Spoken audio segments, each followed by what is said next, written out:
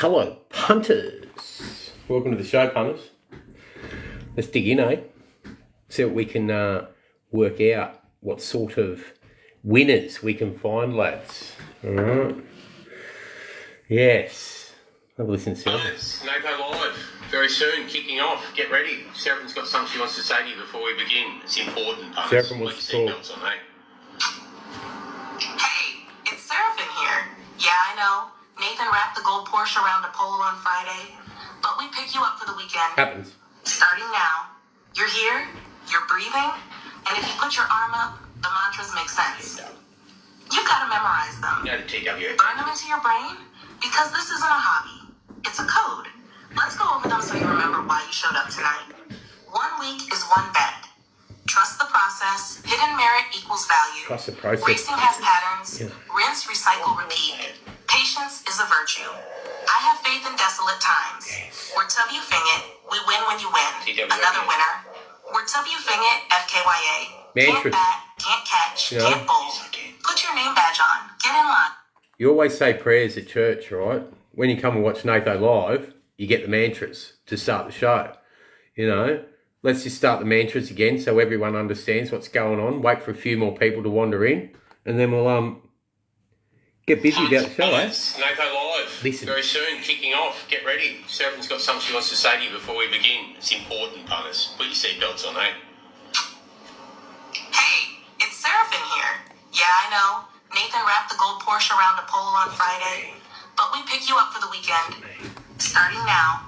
You're here, you're breathing, and if you put your arm up, the mantras make sense. You've got to memorize them. You know the TW. Burn them into your brain, because this isn't a hobby. It's a code.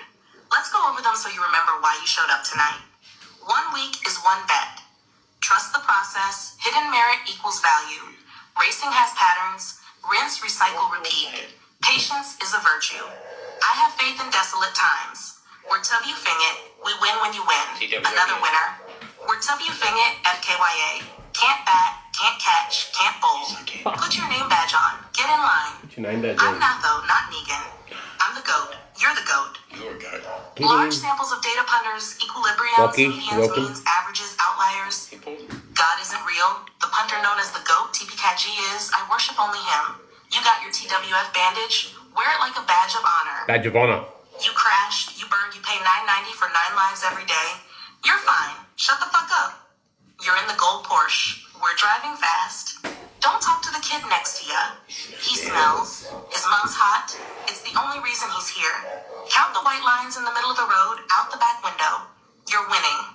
Put your fucking seatbelt on. Shut the fuck up. Stop crying. You'll be winning eventually. This is the winning factor. This is NATHO Live. Let's begin. Let's begin, punters. Punters. That's what Seraphim's got to say. Settle in, dig in. Punters. Others. Once NATHO more, Live, because you're very still soon, arriving. kicking off. Get Know the ready. mantras. Seraphim's got something she wants to say to Know you the before we mantras. begin. It's important, punters. Put your seatbelts on, eh? Put your seatbelts on. Hey, it's Seraphim here. Yeah, I know. Nathan wrapped the gold Porsche around a pole on Friday, Starting but 3 we pick minutes. you up for the weekend. Starting now. You're here, you're breathing, and if you put your arm up, the mantras make sense. You've got to memorize them. You know the TW. Burn them into your brain, because this isn't a hobby. It's a code. Let's go over them so you remember why you showed up tonight. 1 week is one bet. Trust the process. Hidden merit equals value. Racing has patterns. Rinse, recycle, repeat. Patience is a virtue. I have faith in desolate times. We're W Fing it. We win when you win. Another winner. We're W Fing it. FKYA. Can't bat, can't catch, can't bowl. Put your name badge on. Get in line. I'm NATHO, not Negan. I'm the GOAT. You're the GOAT. You're the go. Large You're the go. samples of data punters, equilibriums, medians, means, averages, Hold on a second. outliers. Important. God isn't real. The punter known as the GOAT, TPKG, is. I worship only him. You got your TWF Hey, you. bandage. Wear it like a badge of honor. You crashed, you burned, you pay $9.90 for 9 lives every day. Happens occasionally. You're fine. Shut the fuck up. You're in the gold Porsche. We're driving fast. Don't talk to the kid next to ya. He smells. His mom's hot. It's the only reason he's here. Count the white lines in the middle of the road, out the back window. You're winning. Put your fucking seatbelt on. Shut the fuck up. Stop crying. You'll be winning eventually. This is the winning factor. This is NATHO Live. Let's begin. There you you go, punters. That's what Sarah's got to say. Settle in, dig in. We're here for the night. We win. When you win. All right, punters. Let's make some money, eh? Let's get ready. Get in. Take your seats, lads. The plan tonight. We're going to do York. We're going to do Scone. We're going to do Kembla Grange. We're going to go back over Flemington. And I've got Ace Tanner chiming in with players for next week. Qualifiers, French Open, start next week. If you follow me closely, you know a little bit about Ace Tanner, the tennis expert. He'll come in, preview some tennis matches as well. Players to follow next week. Good angles. He always backs players at outside odds, you know. That's what we're all about here at the Winning Factor, at TWF Horse Racing. Finding winning angles that make your money long term. That's why the TWF mantras are so important. You hear me talk about them all the time, you know. It's not for shits and giggles. It's not for fun. We're here to win. We're here to learn. We're here to get educated. We're here to make money. All right? So let's get stuck into the night. Where I'm going to start off, punters. Where I'm going to start off. We've got two good races going at York. I'm going to preview these first two races at York. You know, the first goes in an hour and 40 minutes. Have your accounts ready. If you've got an exchange account, that's what you want, all right? We're going to go through and we're going to preview a couple of races at York to start off with. And I'll tell you where I want to start, punters. I want to start with York Race 1. I want to give you the preview first. And then from there, we'll dig a little bit deeper. York Race 1, the 210. York Race 1, the 2025 Clipper EBF Marygate Fillies Stakes over 5 furlongs. Keep coming in. A scintillating clash of precocious 2-year-old fillies on good to firm ground. 9 runners, a listed purse of £70,000, and a race that hinges on early speed. Love Olivia, Harry's Girl, and Saucy Jane are drawn low and likely to rip forward. Love Olivia, trained by Carl Burke, brings a 7.5 length Wolverhampton win and an RPR of 89. She's by Havana Gray and looks pure speed, but she's unproven on turf. Burke's won this race 3 times in a row. That stat alone demands respect. Harry's Girl, a new market winner for Richard Hannon, owns the best turf form in the field. She clocked an RPR of 86, and the form's been franked by Guernsey Lady, who reopposes here. Drawn in 3 with Tom Marquand booked, she's a major player. Saucy Jane smashed them at Beverly by nearly 5 lengths.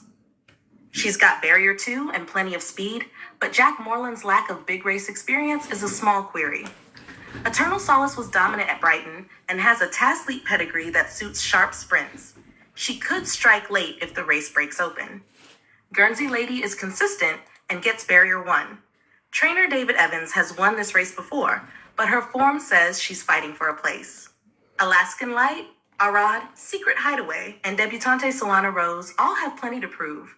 Of those, Alaskan Light might have the most upside. This will be run fast and true up the far rail, and it should reward the bold. Top 4, Love Olivia, Harry's Girl, Saucy Jane, Eternal Solace. All right, punters. That's the 210 at York. That's how we're going to start off the night. The way we see the market, punters, which is important. It's always important to understand what ratings mean and not just what the top horses mean. A classic example tonight, race 7 at Cranbourne, won by Trial by Press, rated 7.10, went off at 14.0. It was the overs in the race. If you know what I do, you look for overs, all right? You always look for overs, punters. For those of you that are still coming in, the schedule for tonight, Scone, Kembla Grange, we'll cut into York at points to cover every race on the York card. We'll go back over Flemington tomorrow, and we will also cover a few tennis players to follow next week into the qualifiers of the French Open, where you get some amazing value. Not by me, that's with Ace Tanner, all right? We'll cut to him a couple of times during the course of the night. Settle in. Last night's live went for 3 hours and 20 minutes. This morning's live went for another hour, all right? I don't do this for shits and giggles. I prep it. It takes a long time to prep a 3-hour episode, all right? I don't know how long tonight will go. It could be 2 hours, could be 3 hours, could be 4 hours.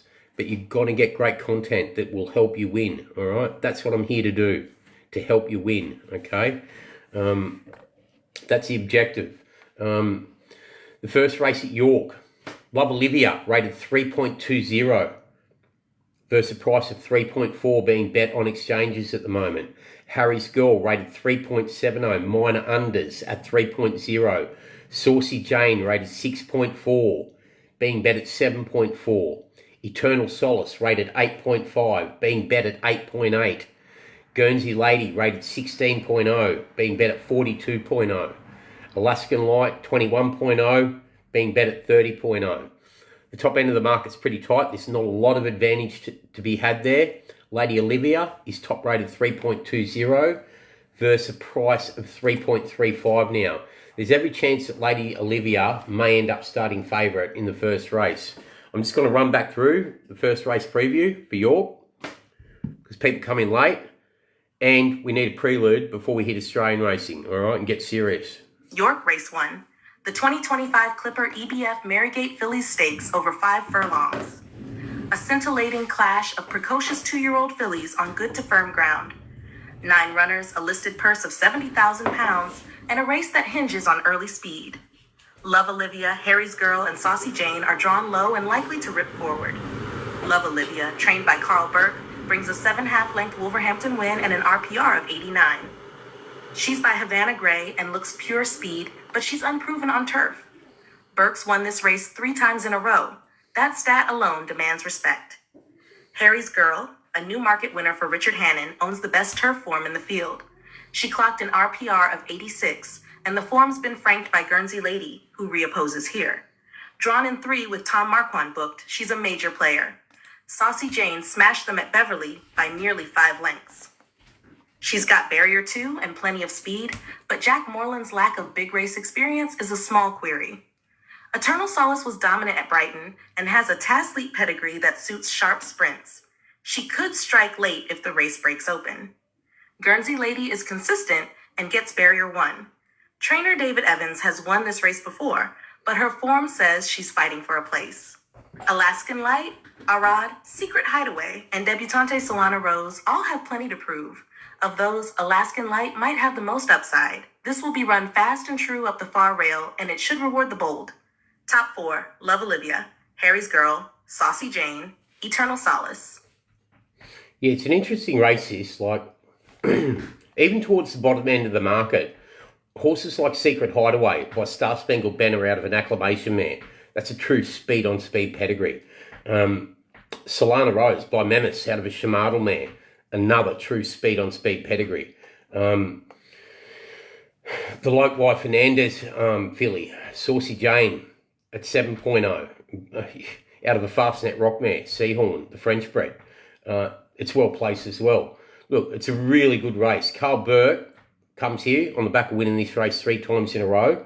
And you need to remember, Love Olivia only knocked off a 4-horse field at Wolverhampton on debut on the all-weather, but the way it gapped him, you got to wonder if he wins this race a 4th year in a row, right? Me, myself, personally, it's not a betting race for me. If I was going to be betting into this race, I would be more tempted to go with something like, Solana Rose or Secret Hideaway, a little nibble for the place. At the moment, Solana Rose is 30-1 the win. To finish top 3, you're getting 6.2 Solana Rose and you're getting 5.5 Secret Hideaway. First trying to work out which of the top elects win. Harry's Girl or Love Olivia, both impressive last start winners. Saucy Jane, Scott Merritt, In a race like this, I'd rather have a little nibble at the value angles. That's how I'm seeing the race, right? As I say, there's no advantage at the top of the market here. For those starting to come in, the plan tonight, Scone, Kembla Grange, York. We'll cut to York at points for different races because that card starts in about an hour and a half. Flemington, and also we've got some tennis coverage tonight with Ace Tanner. Probably one of the best, not probably, one of the best tennis judges on the planet. So there's plenty to cover and there's plenty that we're going to go through. I'm going to hold off. Oh, we're also going to look at Flemington as well. We did Flemington last night, but we'll have another look tonight. I'm going to hold off the Doomben card to tomorrow morning show. That's purely because I want to see what the track does overnight. I look out the window. It's not the greatest. I just want to see what it does into the morning. It's just so much up in the air there. It's not funny. So that's 210 at York, right? I'm going to go to the 242 at York next. I'm going to preview that as we settle in. And then we'll go deeper from there. All right, settle in, grab a coffee or a beer, whatever you drink. Whatever's your preference, you know. The 245, or the 245 punters. That's 210. Let's go to the 242, the second race at York. I try my best. Venue, York, race 242, Night Solicitor's Handicap, Class 2, 4 plus 1F56Y. The Night Solicitor's Handicap at York over 1 mile, 2.5 furlongs promises to be a fiercely competitive affair, with a blend of progressive 4-year-olds, consistent handicappers, and proven course specialists. The good to firm ground and inside stall positioning suggest a fair track with pace dynamics likely to favor horses who can settle midfield or track the leaders. Salamanca, a front-running 4-year-old, could dictate a steady tempo after his Newcastle win, but he'll face pressure from closers like Thunder Run and Tony Montana, both with strong York form. Thunder Run stands out as the class act, with his August 2024 York win over the mile off a mark of 96, and an Ascot fourth off 100, marking him as a high-quality performer. His Doncaster flop is forgivable, and the step up to 10.5 furlongs should suit his pedigree and relaxed style. Salamanca's recent all-weather win and lightly raced profile make him a danger, especially with William Buick's tactical muse. Tony Montana's course and distance form and recent Goodwood second ensure he's a reliable contender, while Brioni's Ascot win and scope for improvement add intrigue. Have Secret's rip and romp in a visor, and Austrian Theory's recent consistency make them lively outsiders. The race shape favors a strong galloper, and York's long straight will test stamina. Thunder Run's class, track affinity, and upside give him the edge, but Salamanca's pace control and Brioni's potential could challenge if the race unfolds in their favor. Top predicted contenders: Thunder Run, classy York winner with scope to handle the trip. Doncaster flop forgivable, major player. Salamanca, progressive frontrunner with a recent all-weather win. Buick's booking and stamina make him dangerous. Tony Montana, consistent with course and distance form and a strong Goodwood second. Reliable but needs more to win. Brioni, progressive 4-year-old with a strong Ascot win. Recent flop a concern but has upside. Have Secret in form after reap and win with visor. Wide draw a negative but dangerous if clear. Austrian Theory, consistent and in form with recent placings. Exposed but likely to run well. All right, so the way we've got the market framed here. Thunder Run 6.0, top rated. Being bet at 6.40 currently on exchanges. As I said last night, when I talk UK racing, it's always exchange prices because you're betting in a market set to 101, 102%. This market at the moment is at 101.8% versus betting on, with Australian bookies or something like that in market set to 125%. I think it's the racing 2. Thunder Run 6.0, being bet at 6.4. Salamanca rated 6.6, being bet at 6.8.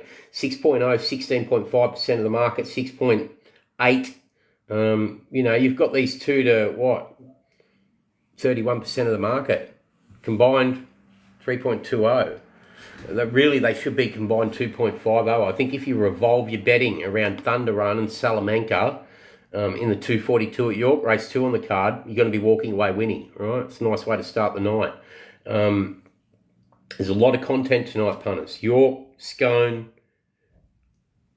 Campbell Grange, Flemington, do-over from last night, and also Ace Tenor, with all the players to watch during the qualifiers at the French Open.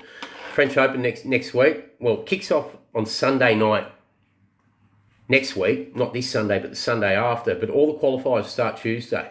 There's 128 players that go through the qualifiers, of which 16 go through. So plenty of opportunity this week on the tennis side of things as well. We've covered the first 2 races at York. I think the way to play the first race at York, as I said, so let me go back up there for a second. to the full race. Because this is important. It's only an hour away, you know. I'm here to help you win. Get your phones out. Log into your exchange account.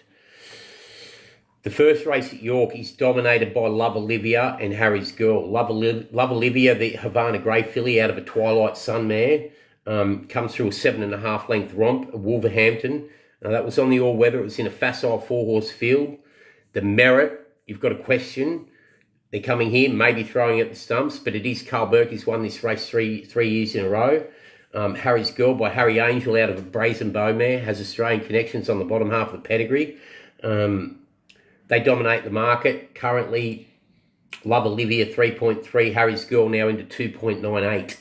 At the other end of the market, on debut, creating some value punters, 2 real speed pedigrees that are worth nibbling at. The 8 Secret Hideaway by Star Spangled Banner out of an Acclamation mare. Acclamation did battle against Choisir back in the day. And then you've got the Memis filly out of a Shamadal mare, Solana Rose. Currently at the moment, you've got Secret Hideaway being bet at 36.0 and Alaskan Light being bet at 30.0.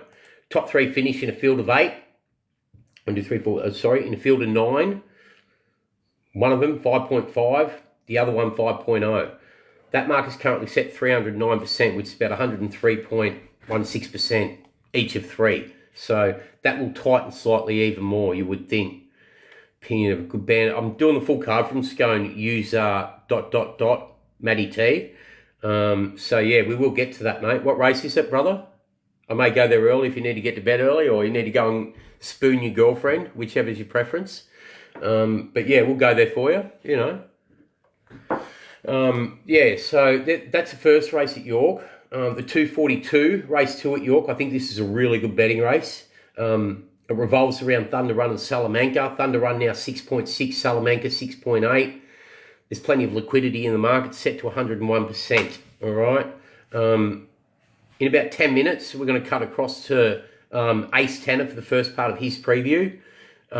Race 5, yeah, we'll get there soon, brother. In about 10 minutes, we're going to cut across to Ace Tanner. He's going to talk about a few plays at the French Open, where the qualifiers start next week. And the reason we're going to talk about that tonight is because with the qualifiers kicking off on Sunday night, I think it is, they're great betting matches, right? He follows the European season inside out, upside down. He doesn't only do WTA tennis, but he does the ITF circuit. That's where he finds a lot of the advantage. Young players that are coming up through the grades that are underestimated, you know, and that's where you find your good betting angles. It's the same as black booking horses at the end of the day. It's all about finding an edge that's there to make you win. You know what I mean? So, yeah, the first race at... Speaking of Cranbourne, Steve-O, the first race this morning at Werribee. If you guys are in the live last night, you were given the winner of the first race at Werribee. The race of Flag Horse that was having its third start, romped in, flashed big pars down the middle of the track, ran away from him, won by a bit of a margin, you know, went off at 9.0. That's what you're here for. You're here to get winners and you're here to win. That's what we're here to do. No one else does lives this long. No one else does lives like I do, with so much depth of information, good, high-quality content. That's what we're here to provide. All right, so from an Australian perspective, the two major meetings I want to cover tonight, I did Flemington last night, is Scone and Kembla Grange. A little bit of a query what the weather's going to be doing, but we'll start off at Scone, and we'll start with race 1 on the card. Just let me get ready for that, punters, you know. All right, Scone, race 1. We'll do Scone, race 1 firstly. All right. Look, promises to be a bit of a battle. It's a soft 7. The rail's out 2 metres from the 800 to the 400. It's a field. It's mixed with gallopers, seasoned stayers. Pace dynamics favour those that can settle on speed or midfield. I've got it down to 4 major contenders. Jumeirah Beach. Perfect form, ideal barrier, loves soft tracks, suited to the 1700. Prince of Sorts, strong recent form, forward running style, and youth give him a big chance. Good upside. Northern Eyes, consistent, soft track performer, and forward run suits the setup. General Soho, probably last of the scene, real winning chances. but is rated 10.0. Scone Affinity, recent win making the place hope. Highborn Harry, these are the two to include for your exotics. Highborn Harry, solid staying form, competitive margins, keep him in contention. And Let's Fly, lightweight and youth offer value, but 1,700 metres is the query. If we go and have a look at the top of them, so let me go and pull this race up for a second to bring the market up. All right, the ratings. Jumeirah Beach rated 3.40. Prince of Sorts 5.40. Northern Eyes 8.0. General Soho 10.5. Highborn Harry 13.5. Let's Fly 16.0. Kamagi 20.0. Others longer. If we go and pull this race up tomorrow, Scone, race 1. All right, Jumeirah Beach currently being bet at 3.7, minor overs versus 3.40 rated price. Prince of Sorts rated 5.40, being bet at 5.5. Northern Eyes rated 8.0, being bet at 6.5. General Soho rated 10.5, being bet at 10.0. There's not a lot of advantage to be had at the top end of this market. So, you know, that market's got to firm tomorrow morning, or it's got to get firmer in price from probably 126% now into 115, 116%. If you bet in exchanges, you're going to get better. But at Durban, yeah, I will do that violator for sure, definitely. Race 5 Flemington pick. I know you did a vid, but just quick, brother, to go back and look there now. Flemington race 5. Yeah, I'm in the middle of doing Scone at the moment. Like, I'm going to go meeting by meeting. That's a structure I like to work by. So I don't see a lot of advantage in the first race at Scone tomorrow. There are better betting opportunities during the day. Not a lot of advantage to be had. If we go to the second race at Scone, Highway Class 3, 1,600 metres. Top rated, excellent value, good overs. The number 1, Tanui, rated 4.70. The 9, Win the Day, rated 7.05. The 4, Rouge Moulin, rated 9.50. The 12, Ferrazano, rated 12.5. The 19, Social Outcasts, rated 15.5. The 20, Descending Mist, rated 18.8. It's a big field. It falls away after that. Others longer. Look, Tanui, the top weight, rated 4.7 versus a price of 21.0, 5.2. What more are you asking for in the way of having an advantage price-wise? You know, it's good overs, isn't it? You'll see a lot of the time. Like there was a race last Saturday that I put up, second top rated, 7.0, went off at $41. Thanks for that, Heidi. I will take that into account. Yeah, so just let me bring this up for Scone. Hold on a second. All right, Tanui. By Stern out of a Galileo mare. They go 1,600 metres. The win at Tamworth last time out, 2,100 metres. Made all on the front. That is the critical factor about this horse. Only lumped 55.5, half a kilo overweight that day, goes to 61. But drawn the 2 alley, it's got to go straight to the front, right? Stayed the 2,100 last start strongly in a 50k BM85. Winner, 2 and 3, 3 and 4 back at Canamble and Wellington as well. The horse is absolutely flying. 6 starts, 3 wins, 3 seconds. And they're going to send it round at $21 tomorrow. It's got upside. It's got upside. What's the certainty for tomorrow? Willsy, the certainty for tomorrow is join best 5, get in the lounge, had a terrible day today, 1 bets 1 week. You know the mantras. Due to bounce back tomorrow. That's a certainty for tomorrow. All right. Best 5 bets will be on in the lounge tomorrow. To ask me that early in the day, that early in the night is probably a hard question. All right. So what I'm going to do now is I'm going to come back to the second race at Scone, but we're going to get Ace Tanner on the phone because I'm not going to keep him up all night. He's got a couple of plays for next week that he wants to talk about. All right. Which is really important. What he finds in the way of tennis players, it's high quality information, right? We'll just see if we can raise him out of his slumber. Punters, everything I give you is value.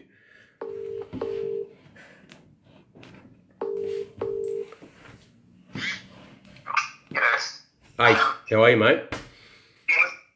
What's happening? Not much. Not much. Ready to go? You are? I'm ready, mate. We're live on TikTok. So as I've said to the lads, I've mentioned French Open next week, qualifiers. If you want to run through the first couple of plays that you want to talk about, I want to keep this to 10-minute segments around that, 2 or 3 plays at a time. But yeah, you cut me off when you need to cut me off. That's fine. Yeah, that's cool. That's cool. I just think maybe we should, instead of calling it the French Open, because it's really now supposed to be. I mean, a lot of people still call it the French Open, but it's Roland Garros. Yeah. Right? All right. So let's do it the right way, and I actually prefer that term anyway. Yeah. But all right. that's really how it's referred to now in the last few years. So yeah. All right. Roland Garros. Yeah. So as long as everyone knows, Roland Garros is a French Open. Yeah. All right. Dig in. Kick us away. Okay. First thing to say before we start on the actual players, I guess the aim of what we're doing before the betting starts and before we start betting matches, and there'll be plenty of bets to come, plenty of action next week, not just Roland Garros, but other tournaments too, but even Sunday, Saturday maybe. The aim is to talk about some of the under the radar players. Yep. And both in the qualifying draw and the main draw. Yep. The main draw we'll get to during the course of next week. Yep. And some not so under the radar, but players we expect to do well. But I'm not that interested in talking about the obvious top-ranked players and that kind of thing. Everyone knows about them. They don't, 100%. No point stating the bleeding obvious. Yeah, that's right. So with the qualifying players, Just hold on a second, Ace. Willsy, I will get to answer that question. Let's let Ace get through this first, and then I'll tell you how to get in the lounge. All right, go on, Ace. So the purpose of we're going to talk about a few players, maybe 8. There's a couple more. But we might get to them tomorrow or the next day. We've got plenty of time. They don't start Tuesday until Tuesday our time. Yep. So basically it's about players I think could make it through, who are under the radar in the quals. Some players maybe I don't expect to see them make it through the qualifying, but interesting. It'll just worth talking about because it's interesting to see what they do from a future viewpoint. So yeah, we're only scratching the surface today. There's quite a few players to go through, so we're only just kind of getting started. Yeah. So these are in no particular order of merit, but just randomly as I went through the player list. We don't have a draw yet, obviously, for the qualifying. We just have the players who will or should be there. The other thing I'll say before we start, a few of these players, maybe 3 or 4, we've spoken about in the past week or so. Yep. On a different channel, I guess. Yep. But we spoke about them not in the context of Roland Garros, but in the context of the tournament they were playing this past week. Yeah. So, but they're worth talking about again. And a lot of people wouldn't have heard what we had to say. So we'll start with Kai Javan, Juvan. Yep.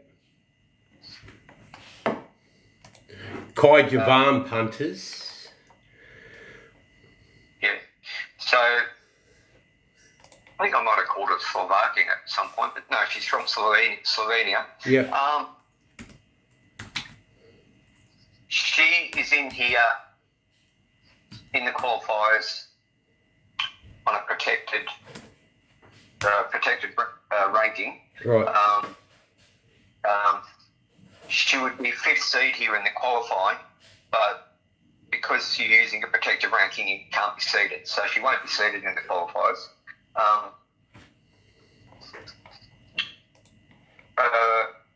So she's missed a lot of tennis past couple of years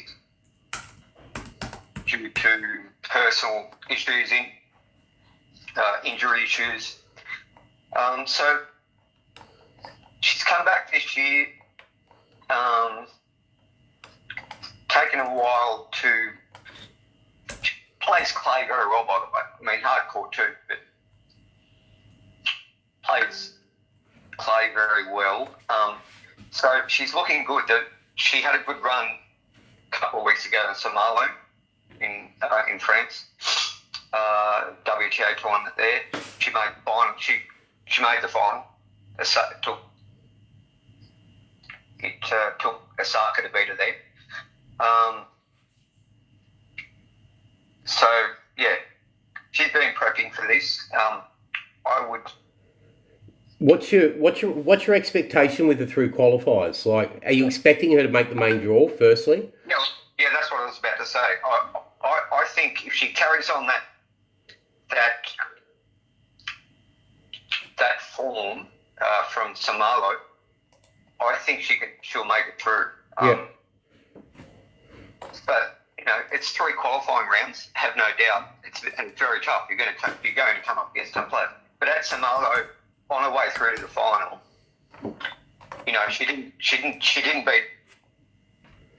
beat any weak players. She beat good, informed, strong WTA players. Yeah. Right. How's Osaka going at the moment that knocked her off in the final? Being a past major winner and stuff like that. Yeah, well, she's looking good. She's looking good. She made the round of 16 at the Rome 1000 this week, which is the final play tonight. I think the finals play tonight. Yeah. She made the round of 16 there. She's not back to her former, her past glories, but she missed a lot of tennis because she had a child, so missed a fair bit of tennis. Yeah. But no. Classy play. So yeah, Yvonne, I think she can make it through quals, but and I would really like to see her do that. I think she deserves it. But as I said, we don't know the draws yet. You don't know what players you're going to comp in the draw. So obviously all these players to watch through the qualifiers, they only become betting propositions if they're outsiders in their matches. Is that correct? Or once they get into the main draw, if they get through qualifiers, they become betting propositions if they're outsiders? Or generally speaking, we'll look at the qualifiers, the individual matches, and say, well, and there might be a player we haven't discussed that we don't discuss in the lead up, and we just go, well, that's the value here. Yeah. But it's not necessarily always outsiders. I mean, if I see, we see a match where, someone's $1.80, $1.70, $1.90, and we go, it's a lock. She can't lose. Then we go for it. Yeah. But mostly we're looking for players who are on, and honestly, Kaya's been away for a fair while. So depending on what match she comes up in, you never know. She might be valued. She might be the outsider. Who knows? Yeah. But we're basically the main point of this exercise now is just to highlight some players. And there's a lot more players to highlight, by the way, and that'll happen in the next few days. Yeah. So the reason I bring up Kaya, she had like a few years ago, to me, showed enormous potential, and things kind of went a bit haywire wire for her through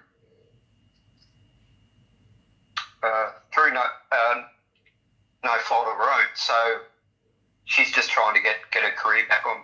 How old is she? Yeah, 24. So 24. I wasn't actually sure she was going to come back at all, but she's actually looking good this year. So yeah, enormous potential, and the potential's still there. But she's just got to get everything back on track. Yeah. So, all right. Right, let's move to the next. So Just hold on a second, Ace. For punters that have just come on, we've done the previews of York race 1 and 2. The first race there goes at 2:10, which is 11:10 p.m. Australian time. I'll come back to those after Ace has done the first couple of plays that he wants to talk about for the French Open qualifiers at the moment, which is going to be a big angle over the next week, punters.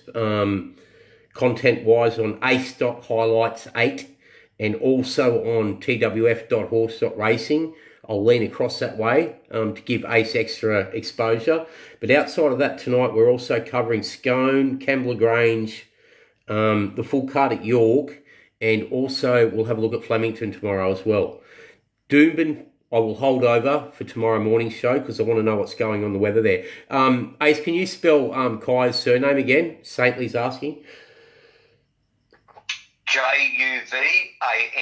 There you go, punters. Juvan. J for John, U for Uganda, V for victory. What we do here at the Winning Factor. A for Adam and N for Nathan. The punter known as a go. Go on, Ace. Yeah, and I'll just add to what you were just saying. Apart from the Roland Garros qualifiers next week, we've got a couple of WTAs. I think one of the quals for that start tomorrow. Yeah. We've got a couple of good WTAs this week as well. So there's going to be plenty of action and plenty to talk about. Yeah. Right. A 500 WTA, 500 WTA 250. So yeah. That's where we're at. So next player, we spoke about her the other day too. Ksenia Efremova. Yep. EFREMOVA. Currently ranked 288 in the world, punters. And if you've been on my Facebook channel, you've seen me talk about Ksenia Efremova before, probably 12 or 18 months ago, and that's through Ace. All the info tennis wise that you see on my Facebook page, it all comes through Ace. All right, and you all know how good that info is. All right. Yeah. Just hold on, Ace. To spell that surname again, Efremova. EFREMOVA. She's only 16 years of old. There's a lot of hidden upside here. Go on, Ace. Yeah. Did you say she's 288? Ranked 288? 288 in the world at the moment, yeah. No, she's 629. 629? Yeah. Okay, yeah. all right. Oh, sorry, I'm looking at the live WTA race at the moment. Sorry. The live points race. She needn't be 288 on that. Anyway, I'm not looking at anything live, but yeah. She's 629. Yeah. Now, this is a strange one because I actually wasn't. She's obviously going to be playing the Roland Garros Juniors. Yeah. So I was not expecting her to turn up in the qualifying of the seniors. So she'll still be playing the juniors. Yeah. But that's not going to start for a week and a half, or more. Yeah. I actually think she might have to go through qualifying the juniors, given her junior ranking. Yeah. So I was quite surprised. I wasn't expecting that. So the reason she's playing in the qualifying, she got a wild card. Right. And she also got a wild card this past week into the Paris 125 WTA. Is that because she was born in Russia and now she's French nationality, or? No, I just think they know. Look, yeah, she's French. She's a French national now, so that obviously helps her case. But it's not. Yeah, it's not like she's come from Russia and we'll give her a wild card because she's French now. Yeah. I think she's one of the more promising. She's only just turned 16. Yeah. She would be one of the most promising French players. Trains at the same academy as and I forgot her name the other day too. Justine Hannon. Where Justine Hannon come through?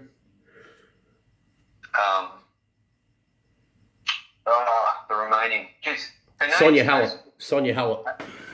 Yeah, Hallett, Simona Hallett. Sorry. Yeah. So trains where she used to train, but so yeah, she got a wild card into the Paris WTA this week. She went out in the first round. Yeah.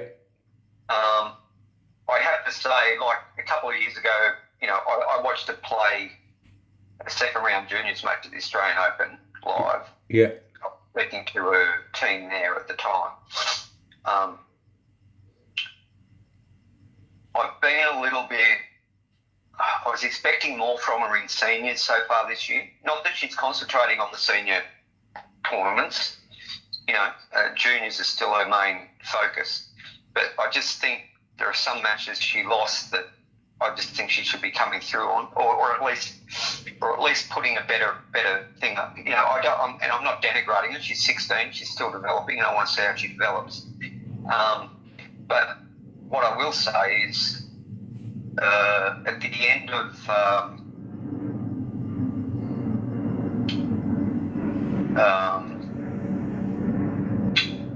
2023. Yeah. And I said the other day, and I was incorrect. I said Antalya, Turkey. It was actually Monastir in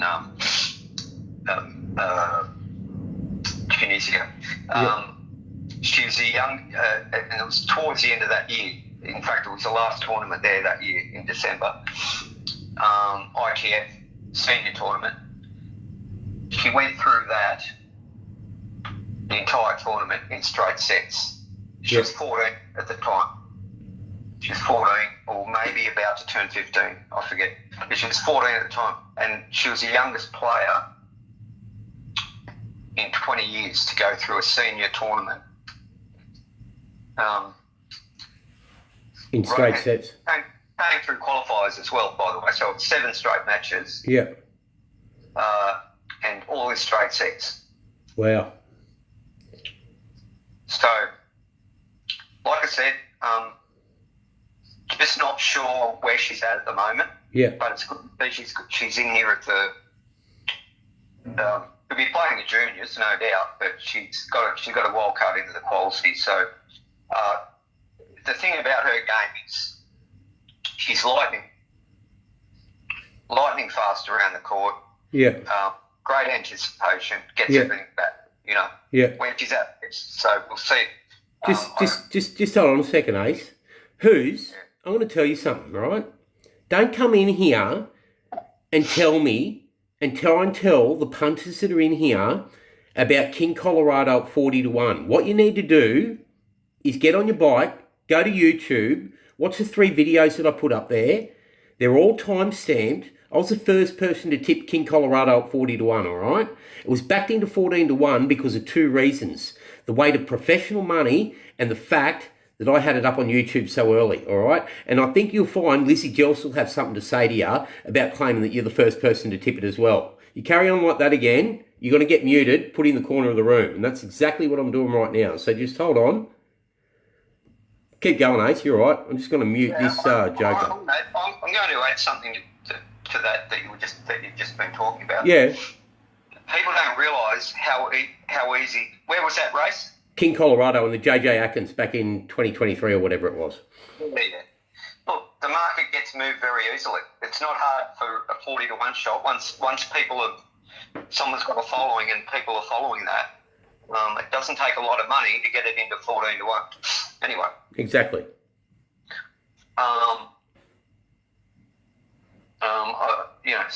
Some people should surely they've got better things to do with their time. Yeah. Anyway. They're just here trolling. Yeah.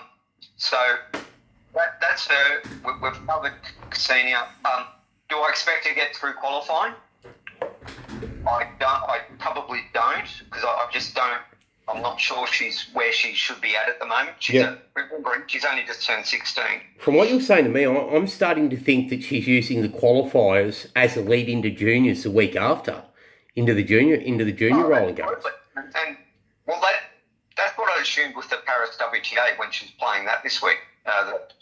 she's just prepping for the juniors, right? Yeah. So I was surprised to see her here in the seniors. Yeah. But yeah, it can't hurt because the juniors doesn't start, well, she'll have to go. I think I'm not certain, but I think she'll have to go through qualifying in the juniors. Yeah. She's been ranked higher than what she is in juniors, but anyway, let's see how she develops because I know the potential is there. 100%, definitely. Yeah. Anyway. Well, look, I'm going to add something in on top of that. We're talking about Ksenia Efremova at the moment, lads, and we're talking about the French Open qualifiers next week, and we're talking to Ace Tanner. Roland Garros, French Open, we'll call it Roland Garros as it's officially called, but with Ksenia Efremova, she's only just turned 16, or she's only just turned 16. She's one of the most promising juniors that I've seen going around. Not that I know as much as what Ace does, but if you put that name into your black book, not your black book, but write it on a piece of paper, and when the qualifiers start next week, you're going to get a price about her, and you might get a win out of her at $4 or $5 as she tries to work her way through qualifying, okay? Her eyes obviously on the junior Roland Garros title in a couple of weeks, but it looks like she's going to use the qualifiers at Roland Garros in the seniors as the lead-in to the juniors. So it's an angle that not many people are going to pick up on, and it's an angle that's going to give you a winning return. Well, the other thing is, if she happens to get through the qualifying seniors qualifying, yeah, she'll give up on the juniors. Sure. Yeah, for sure. And that must be a question that's, her team must be starting to think that now that she's turned 16 anyway. You know what I mean? Like, they're very serious about her. Yeah. Big ambitions, and they want to start, getting serious about seniors and getting that ranking up. Yeah. Because that's what you have to do. It's not easy to do when you're starting from a low ranking, but yeah, let's see how that plays out. Whether you're getting a price about her in the qualifiers, I don't know, because I think the potential. I think the book, the markets, the bookmakers. I think they're pretty aware of her potential. So we'll see what draw she gets in the qualifying and see playing. Yeah. So you've got how many? I think I want to do these in sets of 2 and 3. I want to go across to York in another 10 minutes. So let's do one more, and then I'm going to cut you and come back to you. All right? Yeah, I can do this one very quickly. Yeah. This is another young French player got a wild card into the qualifiers. Yeah. She's only 15. Yeah. And I'll go through this pretty quickly. I saw her play the. What's her name, firstly? Oh, sorry, Cindy Langley. So Langlais. All right, punters. Langlais. Yep, go on. So she was not really on my radar until I played for the first time a couple of days. Oh no, not a couple of days ago. It was a little over a week ago. Yeah. She was in Saint-Gaudens in France, IKF. She got knocked out in the second round, but I watched her first round match and I've never seen her play before. Yeah. Look at her junior. She hasn't played a lot of seniors, but she's showing some potential in seniors. And remembering she's only 15. Yeah. But if you look at her junior results, it's not like most of it. She's still 15, so most of it is from 14 and 15 years old. Yeah. Right. And she's had some deep runs at a couple of good tournaments, but mostly she goes out early exit. You go, well, I can see the potential there. But you have to remember, she was at a lot of the tournaments. She's only 14 and just 15. Yeah, I'm going back to February and looking at a run at Monastir. She went through qualifying and got knocked out by Gennaro in the round of 16 in a deep 3-setter, 7-6 in the third. Where was that? At Monastir, back in February. No. Oh, you mean February last year? What? No, February this year, 2025. She went four deep in February and then got knocked out by Gennaro in the round of 16, 6-3, 2-6, 7-6, 6-4. I don't have that on my radar. Yeah, all right, okay. But anyway, go on. I'd like to see she didn't start playing any seniors this year until March. Okay. I can double check that for you now, though, if you've got time to. I'm on Tennis Explorer. It's on Tennis Explorer. So, unless Tennis Explorer is stuffing up. But Have you got the right player? yeah, C. Longley. Langlais. Trust me, I'm 100% correct. Our last match was at St. Cadon. She got knocked out by Rossitello. Yeah, in the round of 16. Well, back in February, she knocked off Bilon, Lopez, Nick Savic, and Podajeka. The first three in straight sets. Then she knocked off Podajeka in 3, and then she lost to Gennaro in the round of 16 as the $3.32 shot. 7-6 and 4 in the third. You're actually right. Yeah. I would say what's happened, but that for some reason, that isn't coming up on my feed. Yeah. I'm not sure why. But anyway, back to the current. Yeah, no, you got me concerned. That should be there. In length, oh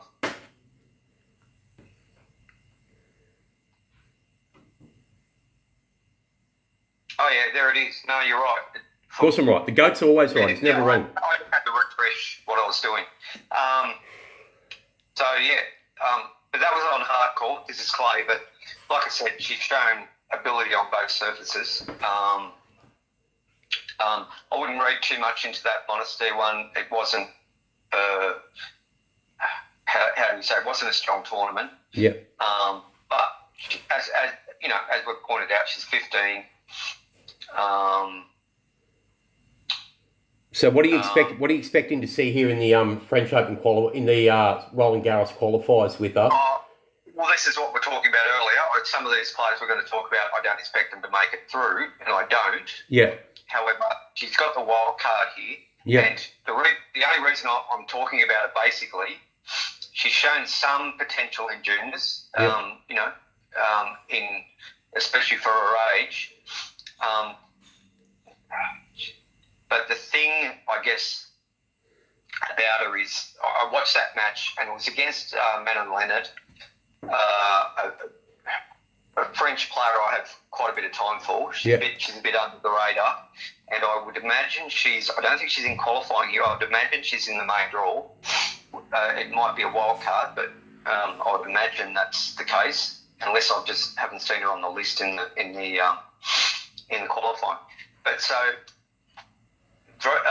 what I got from that match, because she beat Leonard in that, and that's a big deal for 15-year-old to beat Leonard in France. You know, Leonard's another French player. Yeah. Very focused, disciplined, great depth on returns and to ground strokes. Not a big serve, but great great placement. Yeah. Right. Yeah. They were my observations of that. Yeah. So, the thing that concerns me about Leonard is, she's got a really negative clay court record over the last 6 years, and it seems that indoor is her surface. She's 20-7 on indoor this year. Oh, she loves indoor, yeah. But sometimes that can be misleading. Yeah. And I know you want to go, we'll wrap this up, but just to go on your point about Leonard. Sometimes that clay record can be misleading, and there's a number of reasons for that, which we won't go into now. We might go into it another time, but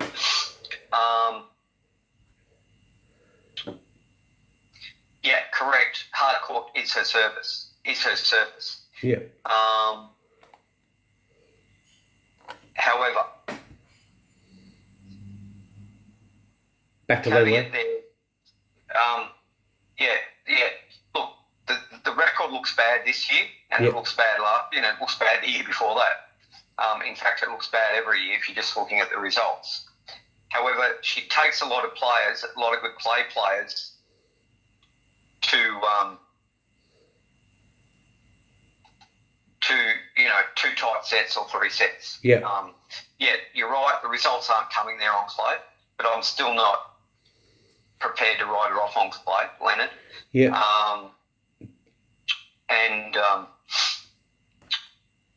Right, punters. So the three players. So definitely hard court. You're right. No argument. All right. So punters, the three players that we've given you so far for the qualifiers next week at the French Open: Kai Javan, Juvan, Ksenia Efremova, Efremova, and Cindy Longley, Langlais. They're all under the radar players. You're not going to go back on these players at short prices. These are all players that are going to be under the radar, missed by punters, all right, okay, and giving you an angle to give you a winning edge, all right. The qualifiers, when do they start, Ace? Tuesday Australian time. Tuesday Australian time. Anything you want to add about these three before I cut across to York? I'll just quickly add, we've said everything, but just about Cindy Longley, I'll just add, I don't expect her to make it through qualifying. I just thought it's interesting that she got the wild card as a 15-year-old. Yep. I think there's potential there. Yep. And I watched that match against Man and Leonard. Yep. And it was, I liked the way, I liked what I saw. That's all. And that's the first time I've watched her play. Yeah. So okay. I'm not putting her up as a player who's going to make it through qualifying. But as I said at the start, we're going to talk about different kinds of players. Yeah. Some that we expect something from, some that we don't. In saying that you don't think she's going to get through qualifying into the main draw, there's potential for her still to win her first round at a price through in qualifying. Like, no doubt. Yeah. Depending on who she draws. Yeah. Of course. And remember, she's playing at home in France. Yeah. But she's young, very inexperienced. But she's shown some potential in seniors. Yeah. Especially for a 15-year-old, she's getting results and pushing good clay players like Alice Robb at Le Havre a couple of months ago. Pushed her to 3 sets. Yeah. She pushed Alice Robb to 3 sets. And 15, it's something right. So, yeah. All right, that's the first 3 punters. Let's dive across to York. Thanks for that, Ace. I'll come back to you. I just need to go and do more shit at York and carry on with this for a bit. All right, thank you. All right, no worries. Bye. All right, punters, let's get back to the horse racing. So first 2 races at York, I'm just going to retouch on these first for punters that have just come in. In the first at York, the 2:10 in 40 minutes. The market's dominated by Harry's Girl, 2.96, Lady Olivia. The way I'm suggesting to play this race is further down in the market. The number 9, Solana Rose. The filly by Memis out of the Shamadal mare. Currently at 27.0 now, was 30.0 before. I think you can back both of these top 3, all right, on the exchanges. Solana Rose, top 3, is now 5.9, while the other one, a bit of an Australian familiar pedigree by Star Spangled Banner out of an acclamation mare, very much speed on speed. Did run second on debut. But there's a little bit of hidden merit in that second as well. Like, raced in 4th, went 3rd halfway, kept on well, no match for the winner. The winner was a wide margin winner, and it's a pretty well-related type from a good yard. So I just got a feeling that the horse may have come on again. Kieran Fallon gets off, McDonald gets on. I think it was slowly away that day. I expect it to go forward today, and at the 5.5 the drum as well, could run some kind of race. Thoughts on King Zephyr? I think Lims Kosciuszko, a Group 1 winning sprinter out of Singapore, up against King Zephyr. I prefer to be on Lims Kosciuszko at 7.0 in that race versus King Zephyr, who I think is 2.2 or 2.3.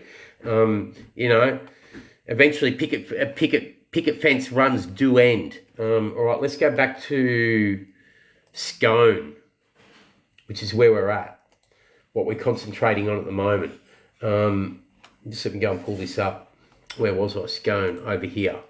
All right, so the second race at Scone, the top weight, Tainui, Currently 25 to 1 punters from memory. Yeah, 21.0 the win, 5.25 the place. Top rated at 4.70. The 9, win the day, second top rated at 7.05 versus price on offer at the moment of 12.0. I think they both have to be nibbled at on an each way basis. Tai Nui, well-bred 3-year-old by Stern out of a Galileo mare. She was smart, tied, 3 wins, 3 seconds from 6 starts. Stretched out to 2100 last time out at Tamworth. Made all to win by 1.1. That was in a 50k BM85. Goes up in weight from 55.5 to 61, but draws a 2 alley. Likely to get a fairly good trip on the front end. You know, with the rail where it is there at Scone. Plus 2 metres from the 800 to the 400. There's every chance coming off the bend that it could prove hard to run down in deep stretch. So, yeah, I don't mind Tai Nui in race 2 there tomorrow at Scone. Race 3, just let me bring the race up. Race 3, the Woodland Stakes. 200k listed, 2-year-old fillies. Miss Freelove, top rate of 4.48 versus a price of, just let me bring it up. Miss Freelove, top rate of 4.50, sorry, versus a price of 7.5. Acacia, second top rate of 5.1, currently the 2.8 favourite, unders. Third top rated, Zumbo, 6.40, being bet at 18.0, undefeated from the Kavanagh yard. Stardom, rated 9.0, fourth top rated, versus price of 4.2, unders. So, everything else longer. Walzell, fifth top rated, 13.0, being bet at 27. And Kajanga, 15.5, being bet at 23.0. So there's plenty of good value to be had in this market. So I think it's worthwhile taking a quick look at the 4 that are overs at the top of this market. The first of them being the top rated Miss Freelove, 4.50. Bite to sort out of the Sebring mare, draws the 1 alley for the Snowden yard. Went to Canterbury last start on a heavy track over 1100. Made all, won by 2.2. Beechworth second, Shadley back in third. Beechworth, 2-year-old colt by I'm Invincible. That's the only race that it's done anything in its career to date. But you've got to remember, it raced on pace that day. On debut behind Aerodrome, it was out the back. And when it went to Gosford last time, it was also out the back. And that was a pretty strong race behind Hidden Achievement and Serapo. Serapo's by Frankel. There's a little bit of upside there. I think Miss Freelove is well placed tomorrow in that race. The second one I want to talk about is Zumbo, the third top rated from the Kavanagh yard.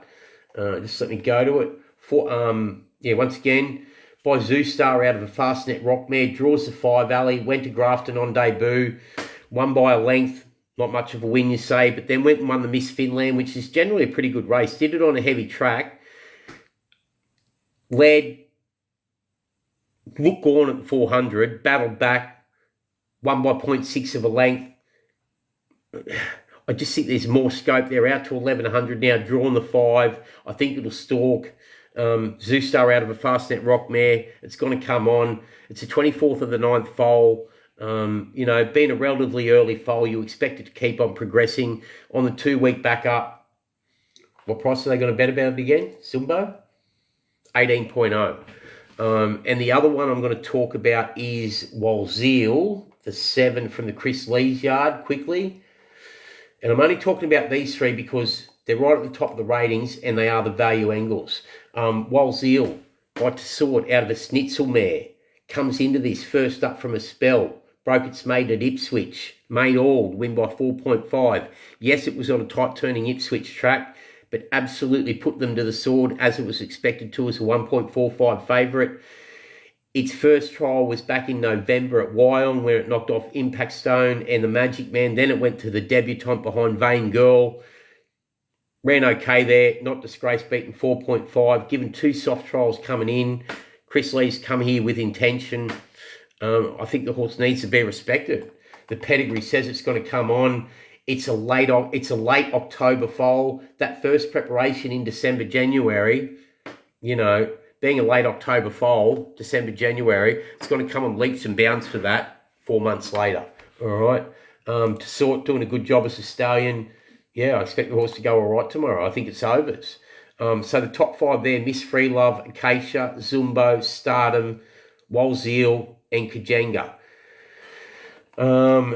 Race 4. Like this card at Scone tomorrow is just jam-packed full of value. Race 4 at Scone, they go 1300, benchmark 72. O'Diamond Lil, perfect draw, loves to lead, strong recent form. Blazing Harry, second top rated, classy performer with a proven 1300 metre form despite the weight. Starmate, ideal draw, loves the distance and consistent at this level. Lady Boss, fourth top rated, lightweight, strong BM78 form, but wide draws are concerned. Get a fix, talented 3-year-old upside, needs to lift from recent runs. Mickey's Medal, next best, 6th top rated, honest, likely to place, but better at 1400 metres plus. All right, O'Diamond Lil, rated 4.4. Verse, let me bring the market up, punters. O'Diamond Lil, rated 4.4, verse 3.0 favourite, unders. Blazing Harry, rated 5.0. Blazing Harry, rated 5.0, being bet at 6.0. Star May, the 15, rated 7.5, being bet at 17.0. Good overs, about the third top elect. Fourth top elect, Lady Boss, rated 10.0, being bet at, now scratched out of the market. All right, so that's interesting. That brings O'Diamond Lil into 4.10, Blazing Harry to 4.5, and Star May to 6.8. Get a fix, next best, rated 10.0 now that Lady Boss has come out, being bet at 7.50. So really, the value in this market, O'Diamond Lil still unders, Blazing Harry, decent overs now, rated 4.5 versus a price of 6.0. If we go and have a quick look at Blazing Harry, by Harry Angel out of a Royal Academy mare. He's doing a great job at stud, Harry Angel, as we know. Top weight, 62 kg. First up from a spell into this. Ran second in the gateway behind the Inflictor. Beaten 0.3 of a length. Got too far back that day. Flashed big pars late. This is 1300. That was 1400. 1 from 1 on soft track. Mick Price, Michael Kent Jr., Chad Schofield trains. The recent trial 5th behind Grabini and Willadow was good. You'd have to think it's here for a reason. And it's expected to fire first up from a spell. Starmate, the 15, I think that was overs as well. I'm just going to touch on that for a second. Yeah, Starmate, third top rated, being bet at 17.0 from the Beyond Baker Yard. Just let me go down there. Okay, Starmate by Zoostar out of Estrada mare. 3 from 12 winner. Dylan Gibbons up, draws a 2 alley. Likely to get a good trip. Excellent trial second, splitting Ballroom, Bella and Fearsome back in March on the 17th. Then went to Hawkesbury for 60k tag. Tried to make all on the front end. Got punched up. Battled on strong one pace. Only beaten 2.9. That was 1100. Then jumped in class. Took on Memoriam, Pajanti. Got shuffled back at a vital stage. Stayed on. Beaten 3.1, 1200. That was on a soft 6. Goes to 1300 now, third up. Over the distance, 2 from 3. You know, 57 kg, there's still more to come. Gets a perfect trip draw on the 2. Has to be given some kind of chance. I don't think it's a super deep race, that race. Yeah, the 5 O'Diamond Lil, just let me go there for a second, which is the favourite and unders in the race first ratings by So You Think out of a Redute's Choice mare. Draws a 1. David Pfeiffer trained 3 from 8. Comes into this on the back of 2 very wide margin trial wins over Southern Sky and Kovalika latest. That was on a heavy track. It's a soft 7 there at the moment. Yes, the horse has a lot of ability. I'm just concerned, 1300. This trip, first up, yeah, I think the race is deeper than what it looks from that perspective. Yeah, I'm just wondering if it's been priced on those two trials, you know. If it's been priced on those 2 trials, which it looks like it is, I have no doubt the horse has a lot of upside. And, you know, 2 months off between its last start at Randwick over 1600 in a midway. It only held 0.7 of a length on Harlow Mist on the line. I'm just concerned, barrier 1, will it get taken on in front? Is it being overbet? 59 kg. Kieran McAvoy rode in both trials. He stays on for the Pfeiffer yard. 3.0. I think it's unders. I think you want to find something to beat it, especially on the back of that latest trial. The trial before that where it knocked off Wootton Vern in Steely Girl, it wasn't the greatest trial effort. Visually good, but yeah, I just feel first up here, 1,300. And if you want to take a short price about it, you're more than welcome to. 2 sets of glasses at the same time. Are you really, Fearless Master? Why are you concerned I've got 2 sets of glasses? I've got a pair of glasses on, I've got a pair of sunglasses on my head. I mean, what's the issue with that? I'll tell you what the issue with me is, for you, making stupid comments like that. I just don't get why you make comments like that when we're here to talk horse racing, you know. That's my... so, good luck finding another channel that you can get this kind of content from. You've just been booted. I don't need that kind of comment in here when we're trying to talk horse racing and tip people into winners. You want to come in here and stir shit up, go somewhere else and do it. All right, so I'm now going to go to the 3rd at York. We're going to go to the 3rd at York. I'm going to give you that preview. Another good betting race. Listed fillies race, the 313. Venue, York, race 3.13 race details. 1 meet, 7F192Y, Skybet Philly Stakes, listed race, registered as the Michael Seeley Memorial Philly Stakes, Class 1, 3YO. The Skybet Philly Stakes at York promises to be a fascinating contest, with a mix of unexposed fillies and those with proven group-level form. The 1 mile distance on good-to-firm ground, with stalls drawn inside, should produce a fair race, though a moderate pace could favor those with tactical speed. Consecrated, drawn in 2, stands out as a potential star, with her impressive 3-length debut win at Newbury over 7 furlongs and a pedigree by Frankel out of a mare who produced Sacred. Trained by William Haggis, she's unexposed and likely to relish the step to a mile, making her a leading contender. Glittering Surf, drawn in 4, is another major player, unbeaten in 2 starts, including a strong Kempton Conditions win over Bermuda Longtail. Her Oasis Dream pedigree and Owen Burrow's patient approach suggest she's ready for this listed test. Gulia, in Gate 5, is a danger, having been unlucky when a short-head second at Ascot over a mile. Her Coronation Stakes entry and Roger Varian's training prowess make her a serious threat.